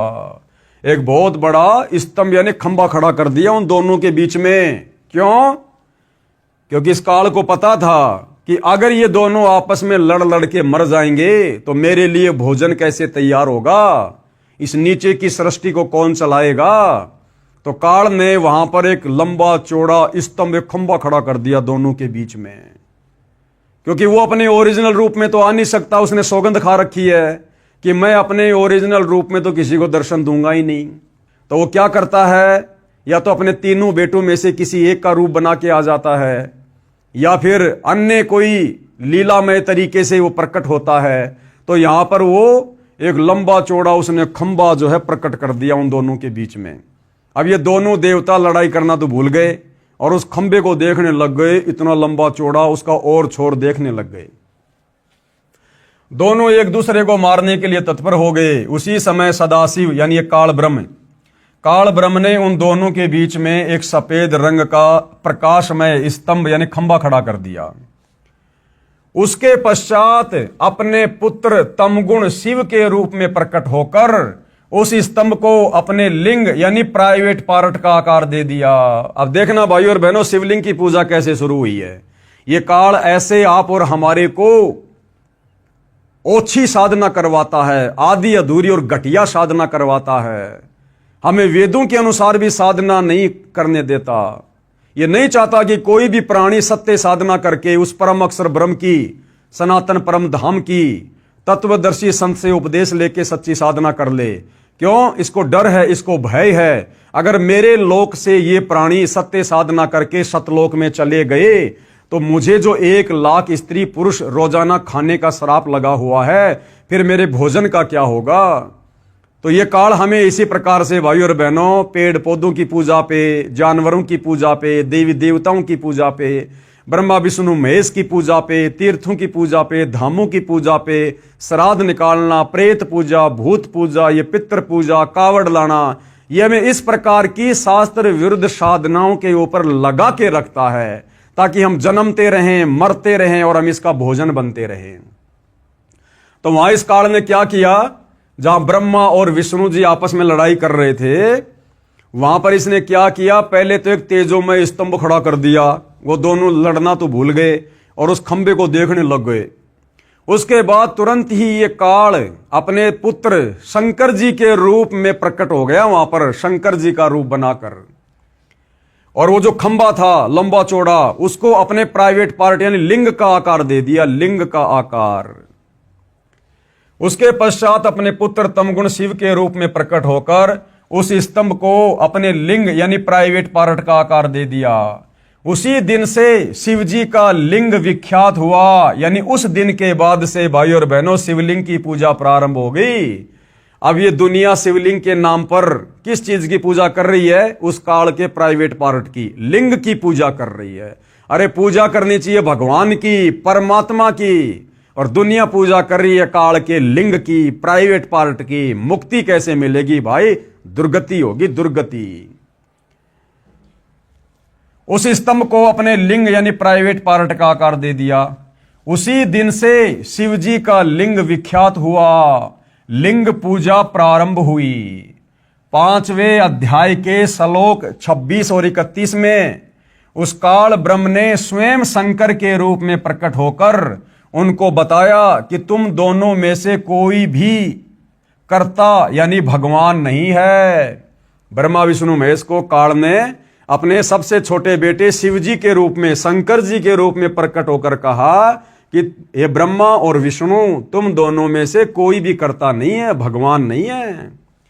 तुमने यानी ब्रह्मा और विष्णु ने जो अज्ञानता से अपने आप को ईश माना यानी भगवान माना, यानी अपने को जगत का कर्ता माना, ये बड़ा ही अद्भुत हुआ। काल कहने लगा कि हे ब्रह्मा और विष्णु, तुम दोनों ने जो अपने अपने आप को जगत का स्वामी मान लिया कि मैं तेरा बाप, मैं तेरा बाप, मैंने संसार रचा है, कहते हैं ये तो बड़ा आश्चर्य है, तुमने अपने आप को भगवान कह कैसे दिया। उसी भ्रम को दूर करने के लिए मैं रण स्थल पर आया हूं। यानी तुम दोनों यहां जो ये लड़ाई कर रहे थे ना, तुम्हारे इसी भ्रम को दूर करने के लिए कि तुम्हारे में से भगवान कोई नहीं है, इसीलिए मैं यहां पर आया हूं। अब तुम दोनों अपना अभिमान त्याग कर मुझ ईश्वर में अपनी बुद्धि लगाओ। और क्या कहा शिव रूप में कि अब तुम दोनों अपने अभिमान को त्याग कर, इस भाव को छोड़कर कि मैं भगवान, मैं भगवान, और कहा कि मेरे अंदर ध्यान लगाओ। अब भाइयों और बहनों, ब्रह्मा विष्णु महेश नहीं समझ पाए कि हमारे भाई के रूप में ये कौन है, शंकर के रूप में ये कौन खड़ा है। अब इन दोनों देवताओं ने वहां उसको शिवजी मान लिया और उनके मन में ये आया कि भैया न तो मैं ब्रह्मा भगवान हूं, ना मैं विष्णु भगवान हूं, ये हमारा छोटा भाई शंकर है भाई सब कुछ, ये लीला कर रहा अपने आप को छुपाए हुए। और हमारे ये जो अनुवाद करता है, जिन्होंने धर्मशास्त्रों का अनुवाद किया है, इनको ये तत्व ज्ञान नहीं था, ये ब्रह्मा विष्णु महेश से ऊपर किसी को जानते नहीं थे। तो काल ने जब वो शिवजी का रूप धारण किया तो हमारे धर्म गुरुओं ने, अनुवादकर्ताओं ने ये सोच लिया कि भैया ये जो शिव शंकर है ना, ये सबसे बड़ा भगवान है, ये ब्रह्मा और विष्णु से भी बड़ा है, और ये सारी की सारी लीला वहां पर शंकर भगवान ने की थी। और ये शंकर भगवान ही ब्रह्मा का रूप बना के उत्पत्ति करता है, विष्णु का रूप बना के सबका पालन पोषण करता है, और शिव रूप बनाकर संहार करता है। तो इस प्रकार से हमारे धर्मगुरु और इन धर्म शास्त्रों का अनुवाद करने वाले अनुवादक भ्रमित रहे, भगवान कौन है, परमात्मा कौन है, और इस प्रकार इन्होंने शंकर जी को सर्वश्रेष्ठ मान लिया। हे पुत्रो, यानी शिव जी के रूप में वो काल कह रहा है ब्रह्मा और विष्णु को, मैंने तुमको तुम्हारे तप के प्रतिफल में जगत की उत्पत्ति और स्थिति रूप 2 कार्य दिए हैं। यानी इस ब्रह्मा जी ने जो तप किया था कमल के फूल पर बैठकर, और उसके बाद में जब ये अपने पिता की प्राप्ति के लिए गया तो इसने काफी लंबे समय तक इसने जो है ध्यान लगाया था, तो इसका वो तप बन गया। तो काल क्या कह रहा कि मैंने तुमको तुम्हारे तप के प्रतिफल में जगत की उत्पत्ति, यानी मैंने ब्रह्मा जी को रजोगुण युक्त करके जगत की उत्पत्ति का भार सौंपा, और स्थिति यानी विष्णु जी को पालन पोषण की स्थिति सतोगुण रूप देकर 2 कार्य दिए। इसी प्रकार मैंने शंकर और रुद्र को 2 कार्य संहार व तिरोगति दिए हैं। इसी प्रकार मैंने शंकर और रुद्र को, अब बताओ ये रुद्र और शंकर कौन आ गया? अरे काल ने तो पहले से ही शिव जी का रूप बना रखा था, शंकर जी का रूप बना रखा था, फिर ये यहां ये क्यों कह रहा है कि इसी प्रकार मैंने शंकर और रुद्र को 2 कार्य संहार व तिरोगति दिए हैं। अर्थात ये जो शिव रूप में ब्रह्मा विष्णु महेश के सामने जो प्रकट था उस समय, वो ये त्रिलोकीय शिव नहीं था, ब्रह्मा विष्णु का भाई शिव नहीं था, वो काल इनका पिता उस समय वहां पर शिव रूप बनाकर आया था। अन्यथा भाइयों और बहनों, ब्रह्मा और शंकर जी तो 2 हो गए, और उसके बाद ये 2 का नाम और ले रहा है कि इसी प्रकार मैंने शंकर और रुद्र को, तो 2 तो हो गए ब्रह्मा और विष्णु, और 2 हो गए शंकर और रुद्र, यानी 4 हो गए। और ये बोलने वाला जो शिव जी के रूप में है ये हो गया 5वां। तो ये 5वां कौन है? ये इनका पिता काल है। इसी प्रकार मैंने शंकर और रुद्र को 2 कार्य संहार व तिरोगति दिए हैं। मुझे वेदों में ब्रह्म कहा है। हो गया स्पष्ट भाई और बहनों? अब ये खुद कह रहा है जो शंकर जी के रूप में है, मुझे वेदों में ब्रह्म कहा है, मेरे 5 मुख हैं, एक मुख से अकार, दूसरे मुख से उकार, तथा तीसरे मुख से मकार, चौथे मुख से बिंदु, तथा 5वें मुख से नाद प्रकट हुए। अब बताओ शंकर जी के 5 मुंह कहां भाई? तो ये काल ब्रह्म है, ये इसी प्रकार से छलबल करता है, ये अपने ओरिजिनल रूप में नहीं आता।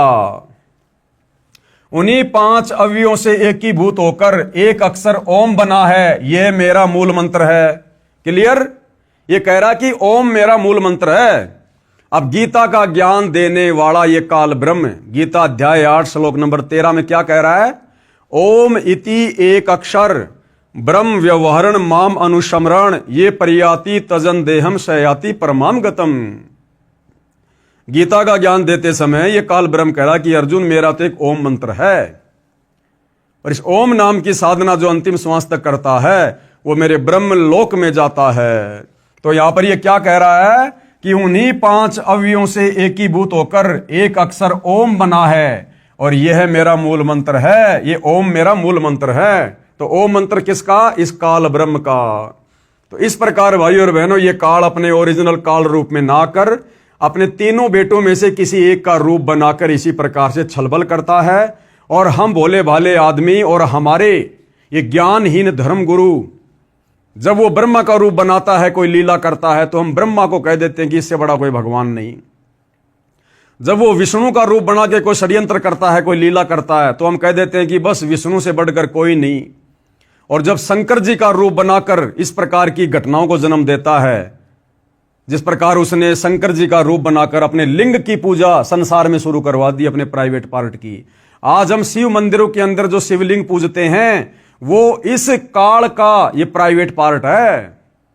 और देखिए आगे कितनी सत्यता लिखी हुई है, हमारे धर्मशास्त्रों में लिखी हुई है।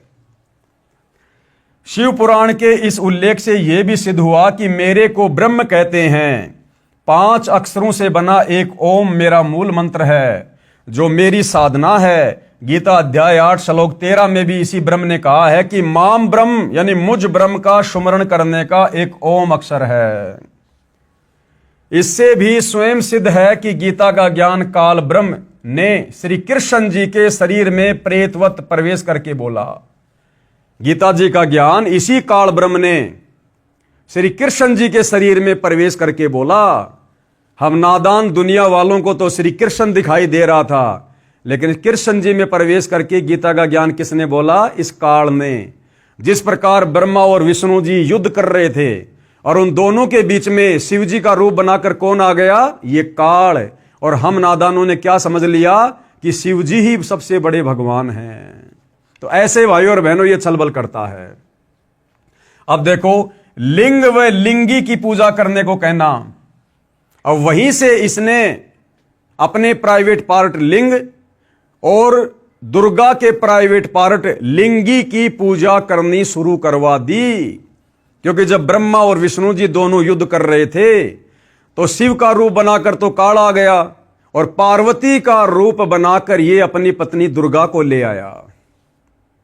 और उसके बाद से इसने संसार में अपने प्राइवेट पार्ट लिंग की और अपनी पत्नी दुर्गा के प्राइवेट पार्ट लिंगी की पूजा शुरू करवा दी, जो हम हिंदू श्रद्धालु मंदिरों में शिवलिंग के नाम से उसकी पूजा करते हैं।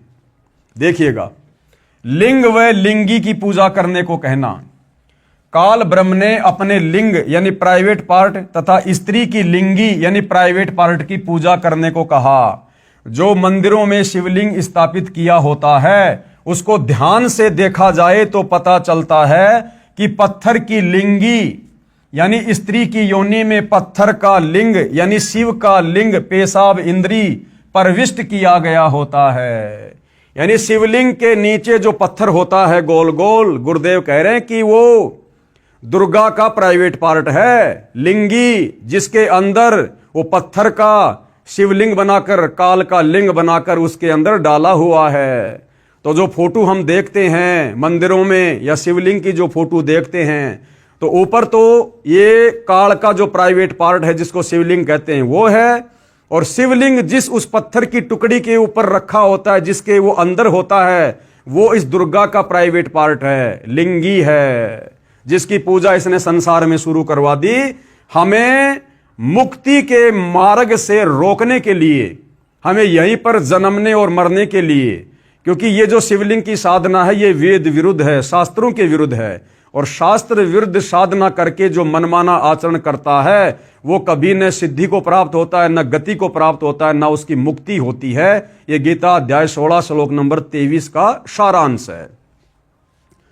अब आगे देखिए भाइयों और बहनों, श्री शिव पुराण के विद्वेश्वर संहिता के खंड 1 अध्याय 5 श्लोक 26 और 31 भाई और बहनों ये नोट कर लेना, ये कहीं आपको लगे कि भाई संत रामपाल जी ने ऐसे लिख दिए होंगे। हमारे हिंदू धर्म शास्त्रों में जहां जहां जो बातें लिखी हुई हैं, आप लोगों की सुविधा के लिए कौन सा अध्याय है, कौन सा पेज है, कौन सा खंड है, सब कुछ बताया जा रहा है। और अभी तो आपको मौखिक बताया जा रहा है, उसके बाद एक एक शब्द जो सतगुरु रामपाल जी ने यहां बताया, ऐसा का ऐसा हमारे धर्मशास्त्र में लिखा हुआ है, जिसको हम सिरोधार्य मानते हैं। श्री शिव पुराण के विद्वेश्वर संहिता के खंड 1 अध्याय 5 श्लोक 26 से 31 तथा अध्याय 9 श्लोक 40 से 46 में प्रमाण है। इनकी फोटोकॉपी आगे लगाई गई है, कृपया वहां पर पढ़ें, विचार करें कि यह कितनी बेशर्मी की बात है। यह शिवलिंग की पूजा, लिंग और लिंगी की पूजा, यह हिंदू समाज के लिए कितनी बेशर्मी की बात है।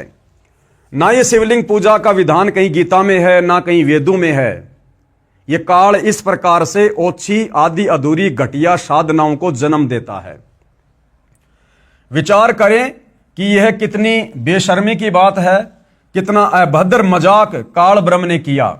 ब्रह्मा तथा विष्णु से कहा कि तुम इस मेरे लिंग व लिंगी यानी स्त्री योनि की पूजा करो। वहां पर शिव जी के रूप में प्रकट होकर इस काल ने लिंग और लिंगी की पूजा शुरू करवा दी। पेश है श्री वेंकटेश्वर प्रेस मुंबई से प्रकाशित संस्कृत हिंदी अनुवाद वाली शिव महापुराण के विद्वेश्वर संहिता खंड के अध्याय 5, 6, 7, 8, 9 तथा 10 से संबंधित प्रकरण की फोटोकॉपी।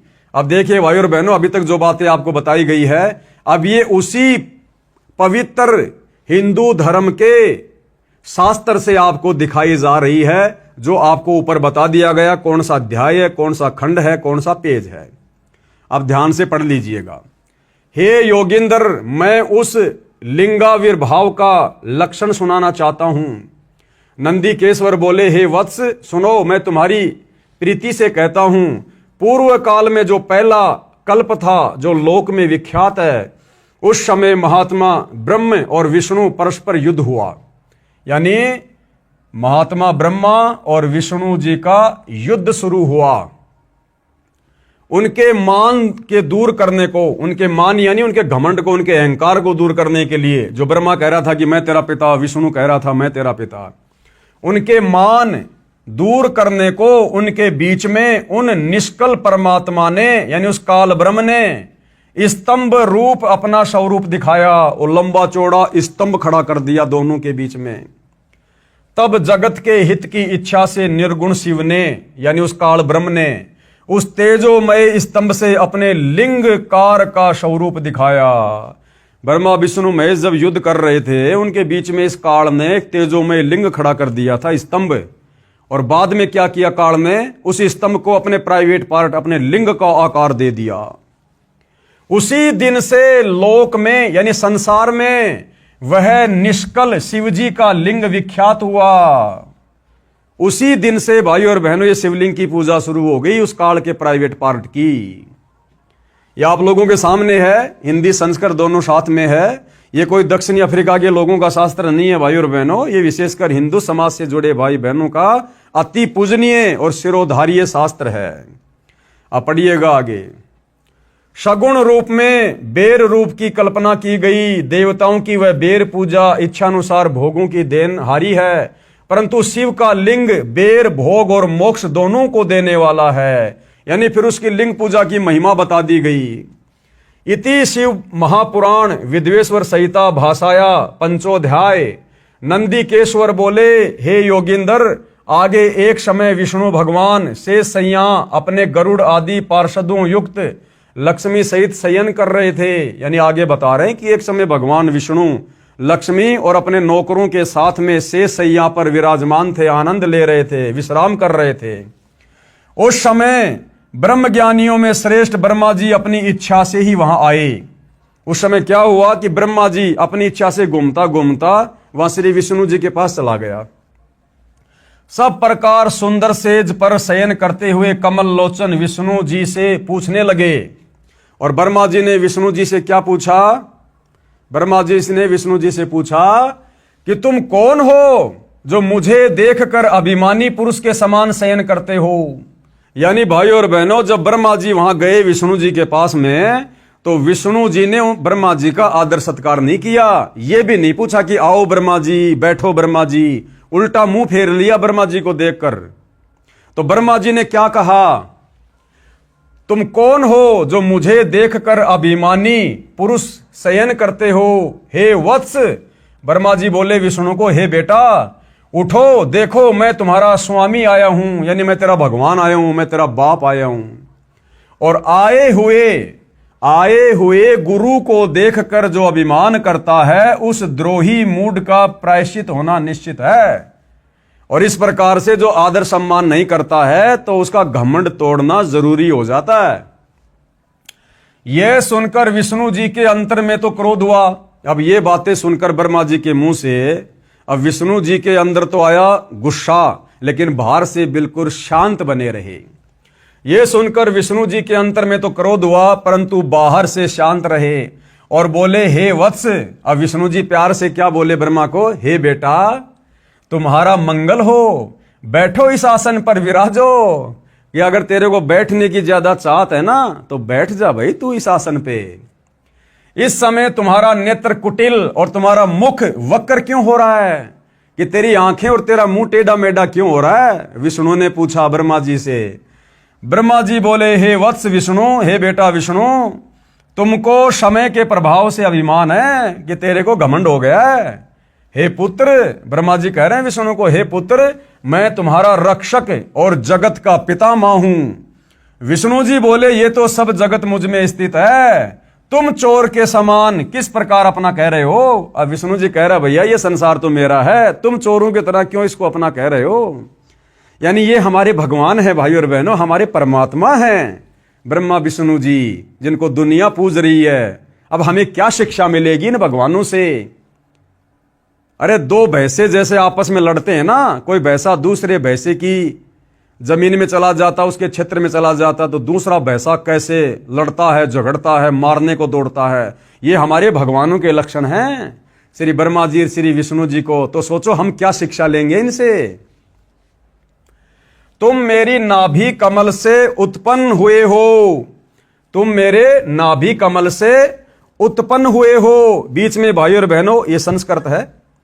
तो विष्णु जी क्या कह रहे हैं ब्रह्मा जी को कि तुम मेरे नाभि कमल से उत्पन्न हुए हो, इससे मेरे पुत्र हो। विष्णु जी कह रहे हैं भैया तू मेरा बेटा है, तू तो मेरे नाभि कमल से उत्पन्न हुआ है, मुझे पुत्र कहना व्यर्था है, इसलिए मुझ विष्णु को अपना बेटा कहना बेकार है। नंदीकेश्वर बोले, इस प्रकार ब्रह्मा विष्णु दोनों ही रजोगुण से मुग्ध होकर विवाद करने लगे। वो दोनों देवता आपस में गुट्टम गुट्टा लड़ाई झगड़ा करने लग गए। ब्रह्मा जी और विष्णु जी हमारे भगवान, हिंदू समाज के भगवान। मैं श्रेष्ठ हूं, मैं स्वामी हूं, ऐसा कहकर एक दूसरे को मारने की इच्छा से युद्ध करने में उत्सुक हुए। दोनों ने बांस मार लिए, हथियार निकाल लिए कि मैं भगवान, मैं भगवान। और हंस और गरुड़ वाहन पर स्थित हो ये दोनों देव युद्ध करने लगे। अब श्री ब्रह्मा जी का वाहन क्या है, हंस, और विष्णु जी का वाहन क्या है, गरुड़। अब दोनों अपने अपने रथ पे सवार हो गए, अपने अपने वाहनों पर, और आपस में ब्रह्मा जी और विष्णु जी युद्ध करने लगे, लड़ाई करने लगे। और हंस और गरुड़ वाहन पर स्थित होकर ये दोनों देव युद्ध करने लगे। तब ब्रह्मा और विष्णु के वाहन गण भी युद्ध करने लगे, हंस और गरुड़ भी आपस में लड़ने लगे। तब संपूर्ण देवता, भाई और बहनों ऊपर तो आपने ब्रह्मा और विष्णु जी का देख लिया, इन हमारे भगवानों की स्थिति देख लिया आपने। बच्चों से ज्यादा दिमाग नहीं है इनमें, बच्चों से ज्यादा, जो कह रहे हैं कि हम संसार को चला रहे हैं। अरे संसार को चलाने वाले अगर ऐसे बच्चों की तरह लड़ेंगे, मरेंगे, तो संसार का क्या होगा। फिर ये संसार कौन चला रहा है। और आगे देखना, हमारे देवी देवता जिनकी हम पूजा पाठ करते हैं, दोनों भाई आपस में लड़ रहे हैं, और हमारे देवी देवता ऊपर से उनके ऊपर फूल बरसा रहे हैं। वाह जी वाह, बड़ा अद्भुत युद्ध हो रहा है, ऐसा युद्ध हमने पहले कभी देखा ही नहीं। हमारे देवी देवता उन पर फूल बरसा रहे कि लड़ो, मरो, कटो। अरे जबकि दो व्यक्ति आपस में युद्ध करते हैं, लड़ाई झगड़ा करते हैं, तो अन्य लोगों का फर्ज बनता है कि उनकी लड़ाई को रुकवाओ। हमारे देवी देवताओं का फर्ज तो यह बनता था, उनके आगे जाके हाथ जोड़ के खड़े होते कि हे देवो, हम तो आपको सर्वश्रेष्ठ मानते हैं, और आप देव होकर आपस में लड़ रहे हो, झगड़ रहे हो, फिर हमारे जैसे छोटे मोटे देवताओं का क्या होगा? हमारी तरफ भी देखो। तो देवताओं ने तो बीच बचाव करना चाहिए था, लेकिन हमारे देवता जलती हुई आग में घी डाल रहे हैं, ऊपर से फूल बरसा रहे हैं। ब्रह्मा और विष्णु के वाहन गण भी युद्ध करने लगे। तब संपूर्ण देवता, सारे के सारे देवता, ये 33 करोड़ विमानों में बैठकर उस महा अद्भुत युद्ध देखने को चले आए। यानी ये अपना मनोरंजन करने के लिए आ गए देवी देवता, और आकाश में उनके ऊपर फूल बरसाने लगे। बताओ, वो लड़ रहे हैं और वो लड़ते हुए के ऊपर फूल बरसा रहे हैं। तब विष्णु जी ने गुस्से में आकर ब्रह्मा जी की छाती में लात मार दी, घुसा मार दिया। ये हैं हमारे प्रधान देवता। अब आगे क्या कहा जा रहा है? हे कुमार, इस प्रकार मधुर वाणी से पार्वती पति शंकर ने उन सब देवताओं को संतुष्ट किया। तब शिव ने अपने 100 गणों को उस समर स्थल में जाने की आज्ञा दी जहां ब्रह्मा और विष्णु थे। तब शंकर के पयान समय में अनेक प्रकार के बाजे बजने लगे। अनेक प्रकार के वाहनों पर ये विधिवत भूषण पहरे गणेश्वर चलने को उद्यत हुए। प्रणव के समान आकाश से सर्वत्र व्याप्त पंचमंडल से मंडित भद्र रथ में अंबिका पति गिरीश चढ़े। पुत्र तथा गण भी संग हुए। उस समय इंद्रादि देवता उनके पीछे चलने लगे। सुंदर ध्वजा व्यजन चमर पुष्प वर्षा संगीत नृत्य बाजों से सम्मानित हो शिवजी पार्वती सहित ब्रह्मा विष्णु के निकट समर भूमि में सेना सहित गए। अब वहां पर भाई और बहनों, इन दोनों के छोटे भाई शंकर जी भी पहुंच गए अपने सहपरिवार उस युद्ध को देखने के लिए। बताओ, युद्ध कोई देखने की चीज है, कोई मनोरंजन की चीज है? और जाकर मेघों के मध्य में छिपकर, यानी बादलों के बीच में छुपकर वो लड़ाई देखने लगे। उनका निरंतर होने वाला युद्ध देखा। उस समय बाजों की ध्वनि नहीं होती थी और बड़ा गणों का भी शब्द शांत हो गया। उस समय ब्रह्मा और विष्णु परस्पर एक दूसरे को मारने की इच्छा से माहेश्वर और पाशुपताश्रे तथा अस्त्रों की ज्वाला मानो त्रिलोकी भस्म करने लगे। तब शिवजी ने वह अकाल प्रलय देखकर महाअग्नि के समान, महाभयंकर आकृति के समान उन दोनों के बीच में वह निर्गुण ब्रह्म स्थिर हुए। फिर से भाई और बहनों, वहां पर इस काल बलि को आना पड़ा। इस काल बलि ने फिर से वहां पर अपना एक तेजोमय रूप प्रकट कर दिया। वहां पर अग्नि के समान भयंकर ज्वाला उठाता हुआ एक रूप उसने, स्तंभ उसने वहां पर प्रकट कर दिया कि ये नादान फिर से मरेंगे, फिर से लड़ेंगे। ये इस संसार की सृष्टि स्थिति को कौन चलाएगा? मेरे भोजन को कौन तैयार करेगा? तो इस काल बलि को, इस ब्रह्म को फिर से आना पड़ा वहां पर। और क्या कह रहे हैं? महाअग्नि के समान, स्तंभ के समान, महाभयंकर आकृति के समान उन दोनों के बीच में वह निर्गुण ब्रह्म स्थिर हुए। वह लोक क्षय करने में समर्थ अस्त्र उस महाअग्नि के प्रकट होते ही क्षण मात्र में निपतित हो गया। यानी ब्रह्मा विष्णु महेश के वो अस्त्र शस्त्र फैल हो गए जब काल ने वो अग्नि के समान अपना रूप वहां पर जब वो प्रकट किया। यह अस्त्र शांत होने का अद्भुत चित्र देख, ये अद्भुत आकार क्या है? अब श्री ब्रह्मा जी और विष्णु ने देखा कि ये क्या आ गई भला, इसके आते तो हमारे अस्त्र शस्त्र फैल हो गए। दोनों उसको देखने लगे। ऐसा ब्रह्मा और विष्णु परस्पर कहने लगे, यह इंद्रिय अगोचर स्तंभ अग्नि रूपशा क्या उठा है? हम दोनों को इसका ऊपर और नीचे का भाग देखना चाहिए कि यह कहां से आया हुआ है। इस प्रकार कहकर दोनों वीर मानी परस्पर मिलकर उसकी परीक्षा करने को बहुत शीघ्रता से गए। हम दोनों के मिलने से यह कार्य नहीं होगा, ऐसा कहकर विष्णु शुकर शरीर धारण कर, यानी सुअर का शरीर धारण किया विष्णु जी ने, और उसके मूल भाग को देखने नीचे चले गए। नीचे पाताल में चला गया नीचे देखने के लिए। और ब्रह्मा जी हंस का रूप धारण करके ऊपर का भाग देखने को गए।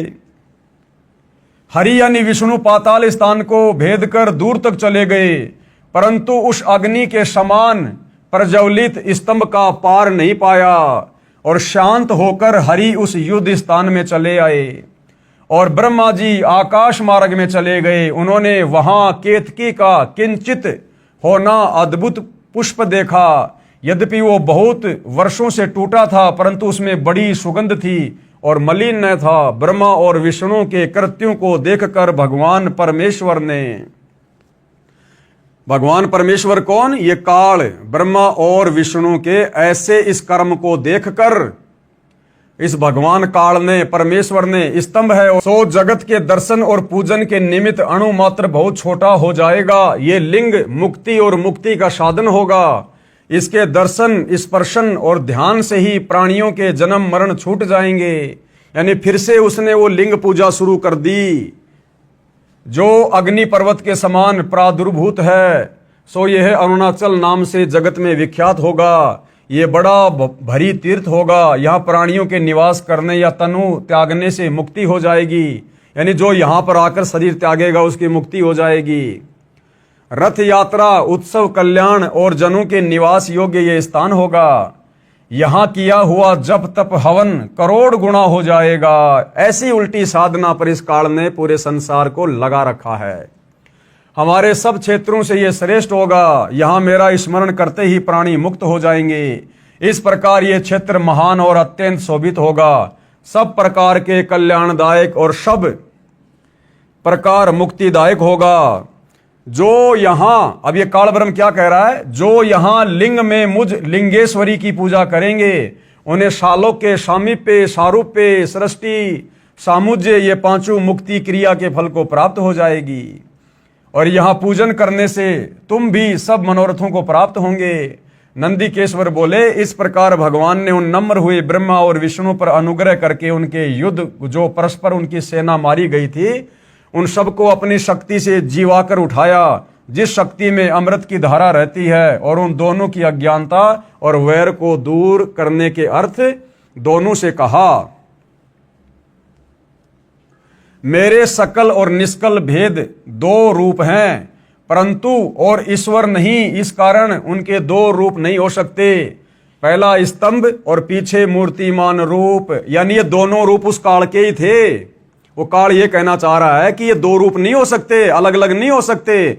पहले वो स्तंभ रूप भी मेरा ही था, परंतु और ईश्वर नहीं, इस कारण उसके दो रूप नहीं हो सकते। पहला स्तंभ रूप और पीछे मूर्तिमान रूप धारण किया। इसमें ब्रह्म रूप निष्कल है और ईश्वर रूप सगुण है। मेरे ये दोनों रूप सिद्ध हैं, दूसरे किसी के नहीं हो सकते। इस कारण तुम दोनों को अथवा दूसरों को ईश्वर की प्राप्ति नहीं हो सकती। तुमने जो अज्ञानता से अपने को ईश माना, ये बड़ा अद्भुत हुआ। उसके दूर करने को ही मैं रण क्षेत्र में आया। अब तुम अपना अभिमान त्याग कर मुझ ईश्वर में अपनी बुद्धि लगाओ। मेरे प्रसाद से लोक में सब अर्थ प्रकाश करते हैं। मुझ गुरु के वचन ही तुमको बारंबार प्रमाण है। तुम्हारी प्रीति से ही ये गूढ़ ब्रह्मत्व मैं तुमसे कहता हूं। मैं ही पर ब्रह्म हूं और मेरा ही कल अकल रूप है। ब्रह्म होने से मैं ईश्वर हूं। अनुग्राही कही मेरा कर्तव्य है। सर्वव्यापी होने से और जगत के वर्धक होने से मैं ब्रह्मा हूं। हे ब्रह्म केशव, समत्व और व्यापक होने से मैं आत्मा हूं और संपूर्ण जीव आत्मा नहीं है, इसमें संदेह नहीं। अनुग्रह से ही ये सर्ग के अंत तक जो जगत का कृत्य और पंचक है, मैं इस सब का ईश हूं। ये मेरा है, मेरे सिवाय किसी दूसरे का नहीं है। प्रथम तो ब्रह्म तत्व ज्ञान के निमित्त निष्कल ब्रह्म का प्रादुर्भाव हुआ है। यानी ये काल भाई और बहनों अटपट करने लगा, अपने सिवा किसी और को भगवान ना कोई मान ले, इसके लिए ये अपने आप को ही परमात्मा विख्यात करने लगा उन दोनों के बीच में। तो इस प्रकार भाई और बहनों, ये बहुत सारी बातें जो पूज्य गुरुदेव भगवान ने ऊपर हमारे को मौखिक बताई थी, ये सारी के सारी बातें, सारे के सारे ये प्रमाण आपको यहाँ पर इस रुद्र संहिता के अंदर बिल्कुल साफ साफ देखने और पढ़ने को मिल जाएंगे। आप जी ये देख सकते हैं, आपकी आंखों के सामने है। अब गुरुदेव क्या कह रहे हैं? उपरोक्त शिव महापुराण के प्रकरण से सिद्ध हुआ कि श्री ब्रह्मा जी, श्री विष्णु जी तथा श्री शिव जी की माता श्री दुर्गा देवी अष्टंगी देवी है तथा पिता सदाशिव अर्थात काल ब्रह्म है, जिसने श्रीमद् भगवद गीता का ज्ञान श्री कृष्ण जी में प्रवेश करके बोला था। इसी को क्षर पुरुष, क्षर ब्रह्म यानी ज्योति निरंजन काल ब्रह्म भी कहा गया है। यही प्रमाण श्रीमद् भगवद गीता अध्याय 14 श्लोक नंबर 3 से 5 में भी है कि रजगुण ब्रह्मा, सतगुण विष्णु और तम गुण शंकर, तीनों गुण प्रकृति अर्थात दुर्गा देवी से उत्पन्न हुए हैं। यानी रजगुण ब्रह्मा, सतगुण विष्णु, तम गुण शिव जी, ये तीनों गुण इस प्रकृति देवी अर्थात अष्टंगी अंबिका जगदम्बा इस दुर्गा से उत्पन्न हुए हैं काल के सहयोग से। प्रकृति तो सब जीवों को उत्पन्न करने वाली माता है। प्रकृति यानी ये दुर्गा, काल कह रहा है कि ये जो प्रकृति है ना, ये दुर्गा, ये तो सब जीवों को उत्पन्न करने वाली है। और मैं कौन? ये गीता का ज्ञान देने वाला ब्रह्म सब जीवों का पिता हूं। मैं दुर्गा प्रकृति के गर्भ में बीज स्थापित करता हूं, यानी दुर्गा के साथ में शारीरिक संबंध बनाकर इस प्रकार से मैं उत्पत्ति करता हूं, जिससे सबकी उत्पत्ति होती है। ये तीनों गुण कौन से? रजगुण ब्रह्मा, सतगुण विष्णु, तम गुण शिव जी ही जीवात्मा को शरीर में बांधते हैं। यानी सब जीवों को काल के जाल में फंसाकर रखने वाले ये तीनों देवता हैं, तीन गुण हैं ये। इसीलिए इस काल ने गीता अध्याय 7 श्लोक नंबर 12 से 15 में इन तीनों गुणों के द्वारा जिनकी बुद्धि हरी जा चुकी है उनको 4 गालियां दी है। यानी जो केवल ब्रह्मा विष्णु महेश की भक्ति तक सीमित हैं, ऊपर इस काल की भक्ति नहीं करते, काल ने उनके लिए कहा कि वो तो आसुर स्वभाव को धारण किए हुए मनुष्यों में नीच दूषित कर्म करने वाले मूढ़ मूर्ख मुझको भी नहीं भजते। यही प्रमाण गीता अध्याय 7 श्लोक 12 से 15 में है कि जिनकी बुद्धि तीनों गुणों रजगुण ब्रह्मा, सतगुण विष्णु तथा तम गुण शिव से मिलने वाले क्षणिक लाभ यानी थोड़े बहुत लाभ तक सीमित है, यानी जिनका ज्ञान हरा जा चुका है, वे राक्षस स्वभाव को धारण किए हुए मनुष्यों में नीच दूषित कर्म करने वाले मूर्ख हैं, जो मुझे यानी गीता ज्ञान दाता इस काल ब्रह्म को भी नहीं भजते। विशेष अब क्या कह रहे हैं गुरुदेव भगवान? इस शिव पुराण के विद्वेश्वर संहिता खंड 1 अध्याय 9 के श्लोक 40 और 46 तथा अध्याय 5 के श्लोक 26 से 31 की फोटोकॉपी ऊपर लगी है, जो अभी हमने देखी है। इनमें कहा है कि काल ब्रह्म ने कहा है कि जीवों को जन्म मृत्यु के चक्कर में रजगुण ब्रह्मा, सतगुण विष्णु तथा तम गुण शिव ये तीनों गुण यानी तीनों देवता डालते हैं, अपना बचाव कर रहा है। ये काल ब्रह्म इस प्रकार कपट युक्त कार्य करता है, यानी सारी की सारी जिम्मेदारी, सारा का सारा दोष, ये पूरा का पूरा ठेकरा इस काल ने ब्रह्मा विष्णु महेश के सिर पे फोड़ दिया कि ये ब्रह्मा विष्णु महेश ही हैं जो यहाँ जीवों को कर्म बंधनों में बांध के रखते हैं, जन्म और मरण के चक्कर में रखते हैं। जबकि ब्रह्मा विष्णु महेश को ये कार्य एक एक गुण युक्त करके किसने दे रखा है? इसी काल ब्रह्म ने ब्रह्मा जी को रजोगुण युक्त करके यहां पर जीवों की उत्पत्ति करवाता है, विष्णु जी को शतोगुण से युक्त करके सबका पालन पोषण करवाता है, और शंकर जी को रजोगुण से युक्त करके फिर हमारा संहार करवाता है। लेकिन उसके बावजूद भी ये कपट युक्त बात कर रहा है और अपने आप को पाक साफ साबित करते हुए ब्रह्मा विष्णु महेश के ऊपर ठेकरा फोड़ रहा है। गीता अध्याय 7 श्लोक 12 में इसी ने कहा है कि जो कुछ तीनों गुणों यानी रजगुण ब्रह्मा से उत्पत्ति, सतगुण विष्णु से स्थिति तथा तमगुण शिव से संहार हो रहा है, इसका निमित्त मैं हूं, यानी मूल कारण तो मैं ही हूं। इन तीनों गुणों के प्रभाव से ये जो ब्रह्मा विष्णु महेश कार्य कर रहे हैं, वो गुण इनको मैंने दिए, इनका मूल कारण तो मैं ही हूं, कंट्रोलर तो मैं काल हूं। परम अक्षर ब्रह्म यानी कबीर जी ने यथार्थ ज्ञान अपनी प्रिय आत्मा संत गरीबदास छुड़ानी वाले को बताया। उन्होंने अपनी वाणी में उसे समझाया और कहा कि अकेले ब्रह्मा विष्णु तथा शिव इसके कारण नहीं है, और कौन है? ये आदरणीय गरीबदास जी की वाणी है। ब्रह्मा विष्णु महेश्वर यानी ब्रह्मा विष्णु शिव जी, माया और धर्मराया। माया कौन? ये दुर्गा, इन तीनों की माता, और ये धर्मराया कौन? ये काल, इन तीनों का पिता। ये 5 हो गए। ब्रह्मा विष्णु महेश्वर, माया और धर्मराया, इन 5 मिल परपंच बनाया, वाणी हमरी लइये। इन 5 मिल जीव अटकाए, जुगन जुगन हम आन छुड़ाए। परमात्मा कह रहे इन 5 ने मिलकर इन आत्माओं को यहां पर फंसा रखा है, और कह रहे हैं कि मैं यहां पर युगों युगों तत्वदर्शी संत का रूप धारण करके आता हूं और इनके जाल से जीव आत्माओं को समझाता हूं। पेश है गीता अध्याय 14 श्लोक 4 और 5 की फोटोकॉपी। गीता अध्याय 14 श्लोक नंबर 4 की फोटोकॉपी। संस्कृत में श्लोक है, नीचे अनुवाद है।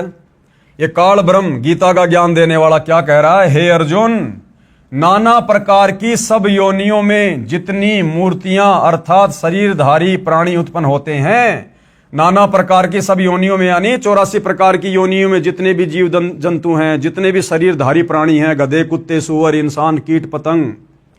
हे अर्जुन, नाना प्रकार की सब योनियों में जितनी मूर्तियां यानी शरीर अर्थात शरीरधारी प्राणी उत्पन्न होते हैं, ये प्रकृति यानी दुर्गा तो उन सब की गर्भ धारण करने वाली माता है, और मैं यानी काल बीज को स्थापन करने वाला पिता हूं। यानी ये जो 21 ब्रह्मांड के अंतर्गत जितने भी प्राणी हैं, चाहे ब्रह्मा विष्णु महेश हैं, 33 करोड़ देवी देवता है, ऋषि मुनि है, आप और हमारे जैसे सामान्य इंसान हैं, ये काल गीता अध्याय 14 श्लोक 4 में क्या कह रहा है कि तमाम प्रकार के जीवों की मां तो ये दुर्गा है, और इस दुर्गा के गर्भ में बीज डालने वाला यानी दुर्गा के संयोग से सबको उत्पन्न करने वाला मैं काल सबका पिता हूं। गीता अध्याय 14 श्लोक 5 क्या कह रहा है? सत्वम रज तम इति गुणा प्रकृति संभवा निबंधति महाबाहो देहे देहीनम अव्यम।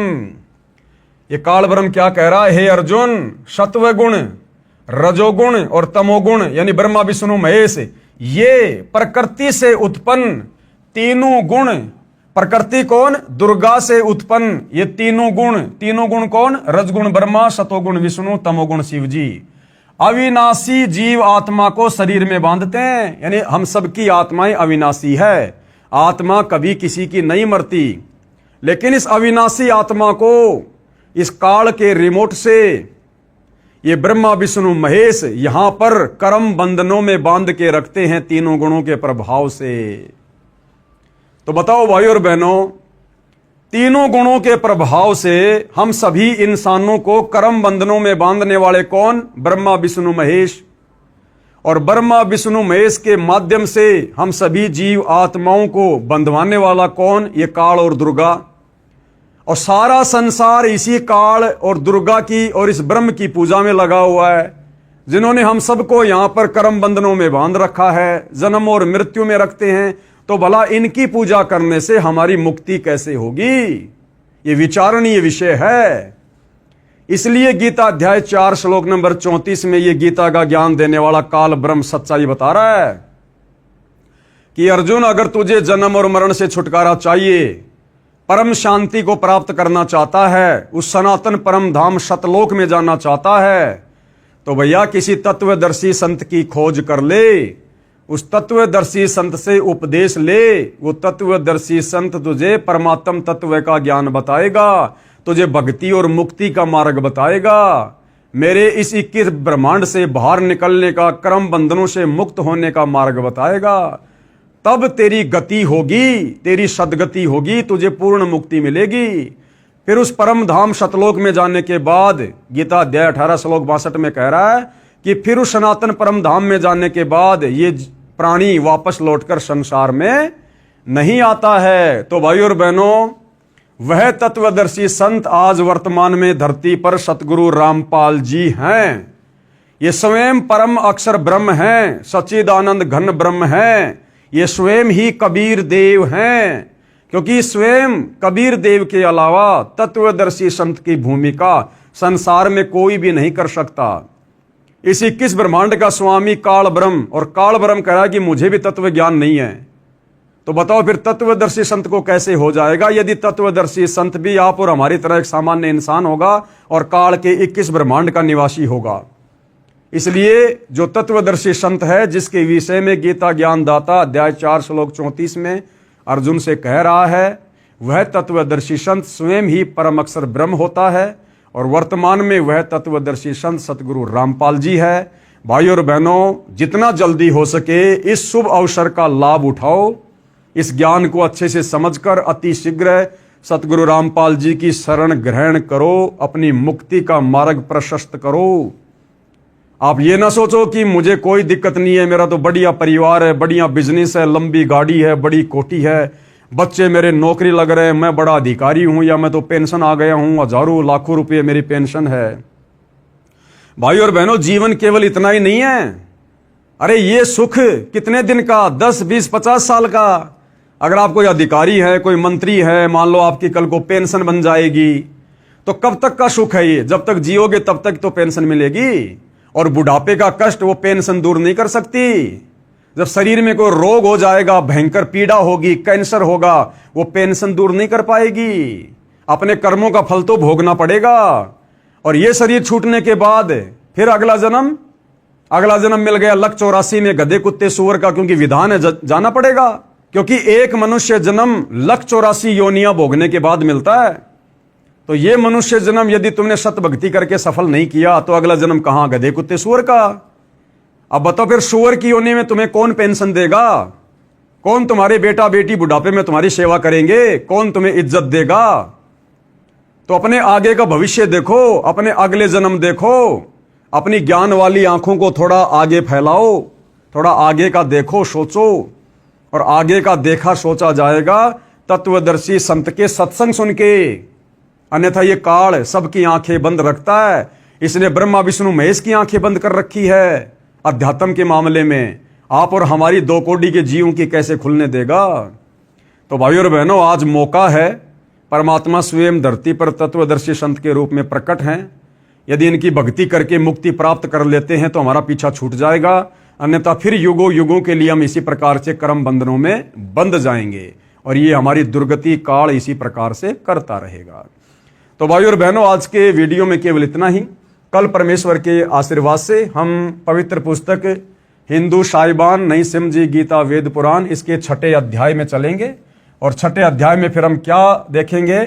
श्री ब्रह्मा, श्री विष्णु व शंकर जी ही 3 देवता है और ये ही 3 गुण हैं जो हमारे को, यानी इस अविनाशी आत्मा को शरीर में बांध के रखते हैं, काल का भोजन बना के रखते हैं।